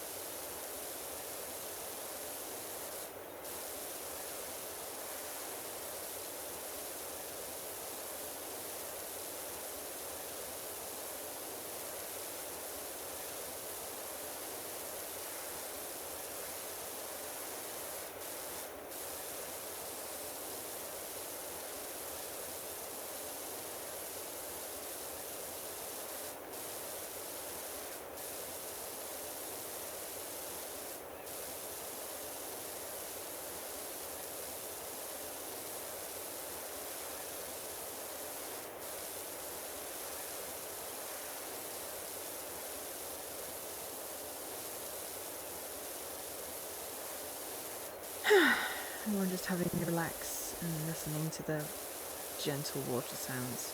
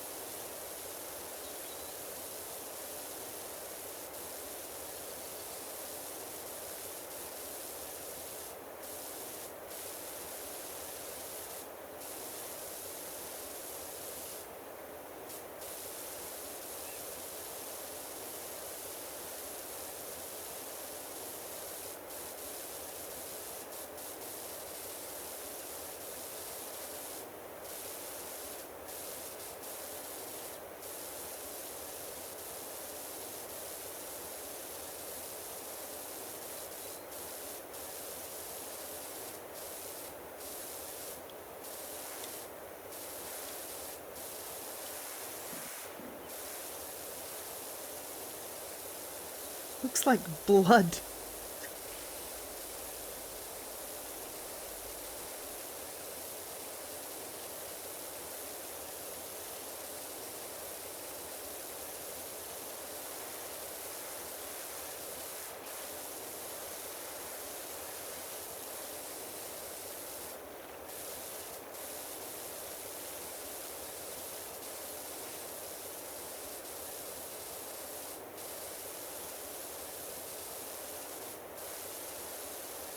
No, this is not Final Fantasy. We managed one level of the Final Fantasy DLC and then the next one wouldn't load. So we abandoned it, and this is one of the bonus jobs, the gnome fountain.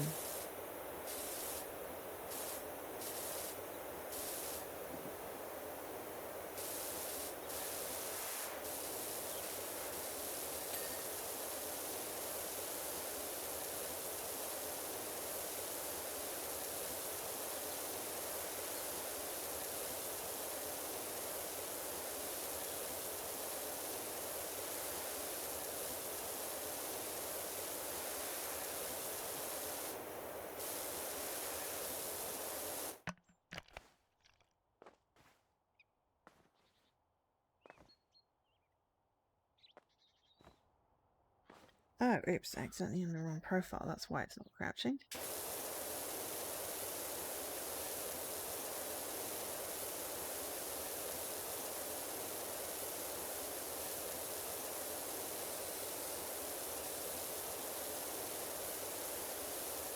Yeah, we've done, I think, 4 levels in Midgar.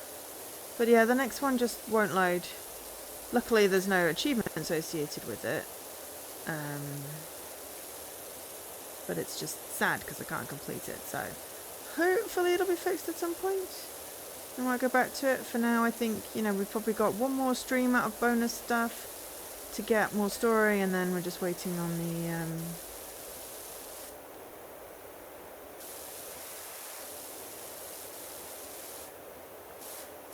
additional content coming this quarter and next quarter.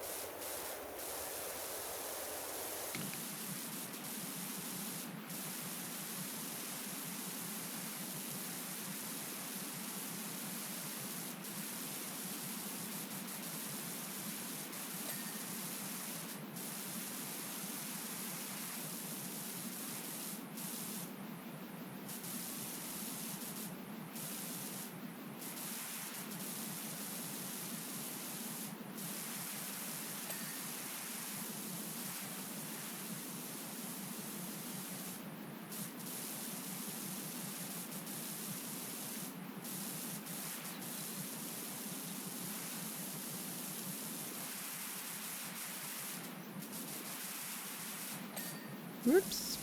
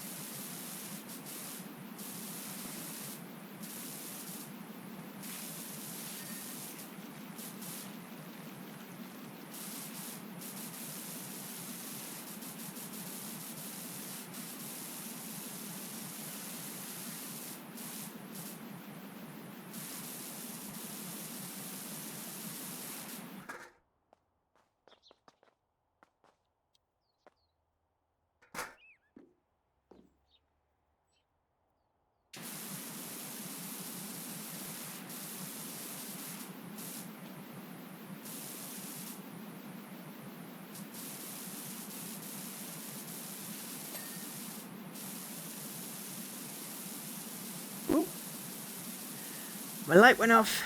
It must be midnight.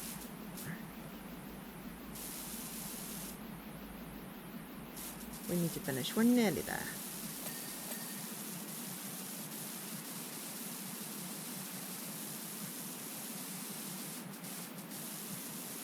Friday. No! Refuse to acknowledge Friday until it's actually Friday.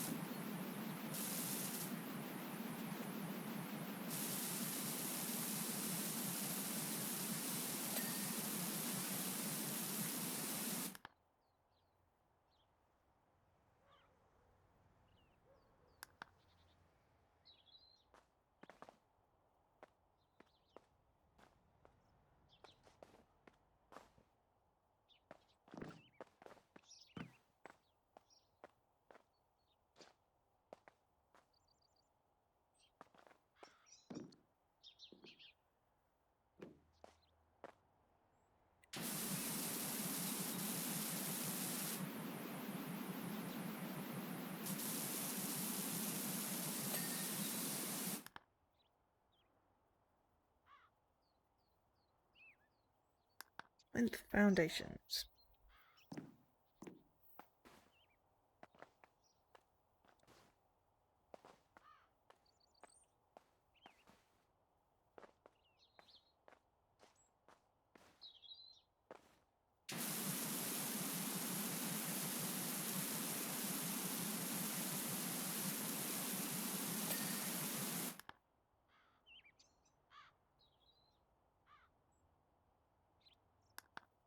And onto wall pillars.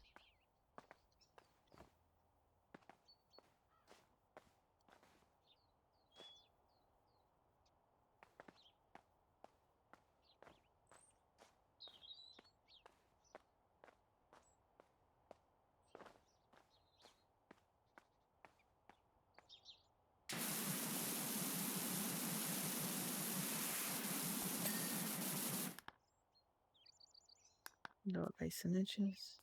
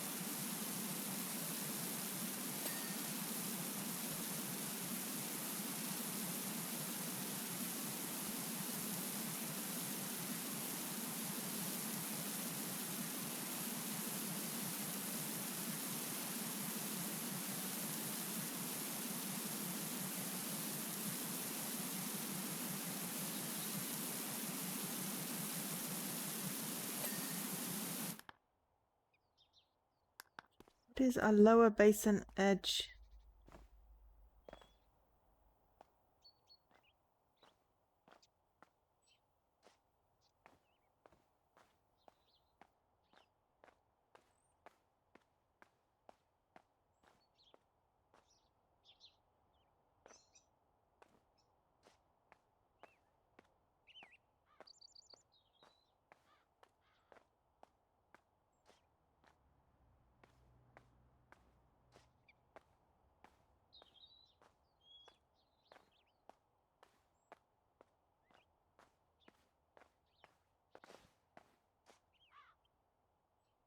Ah!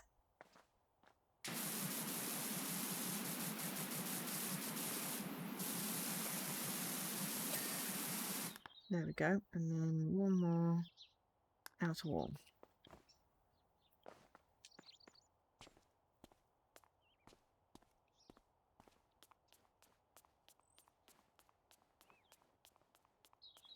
Then we're done and we go to bed. Have a snack. Totally not go to bed. Go to bed, but not sleep.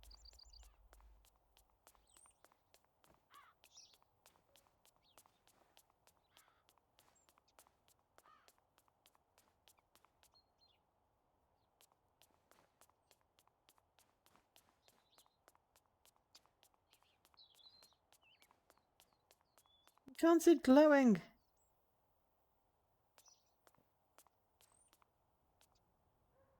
There we go.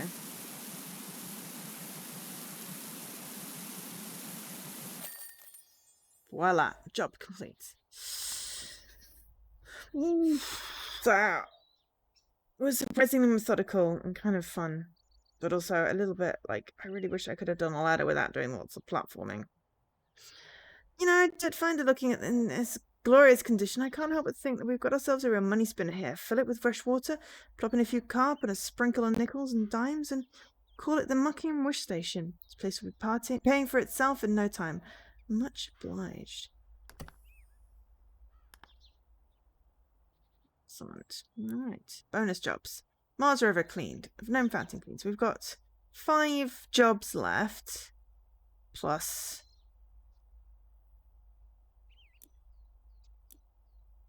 1 in Midgar, maybe. Like the Airbuster, possibly. I don't know whether there's another one after that, but this one just doesn't want to load.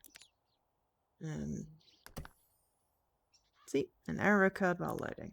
So that's a bit poo. But we finished all the achievements, so woohoo! Finally. Okay, so I'm going to end soon because my light's off. TV wants to turn itself off.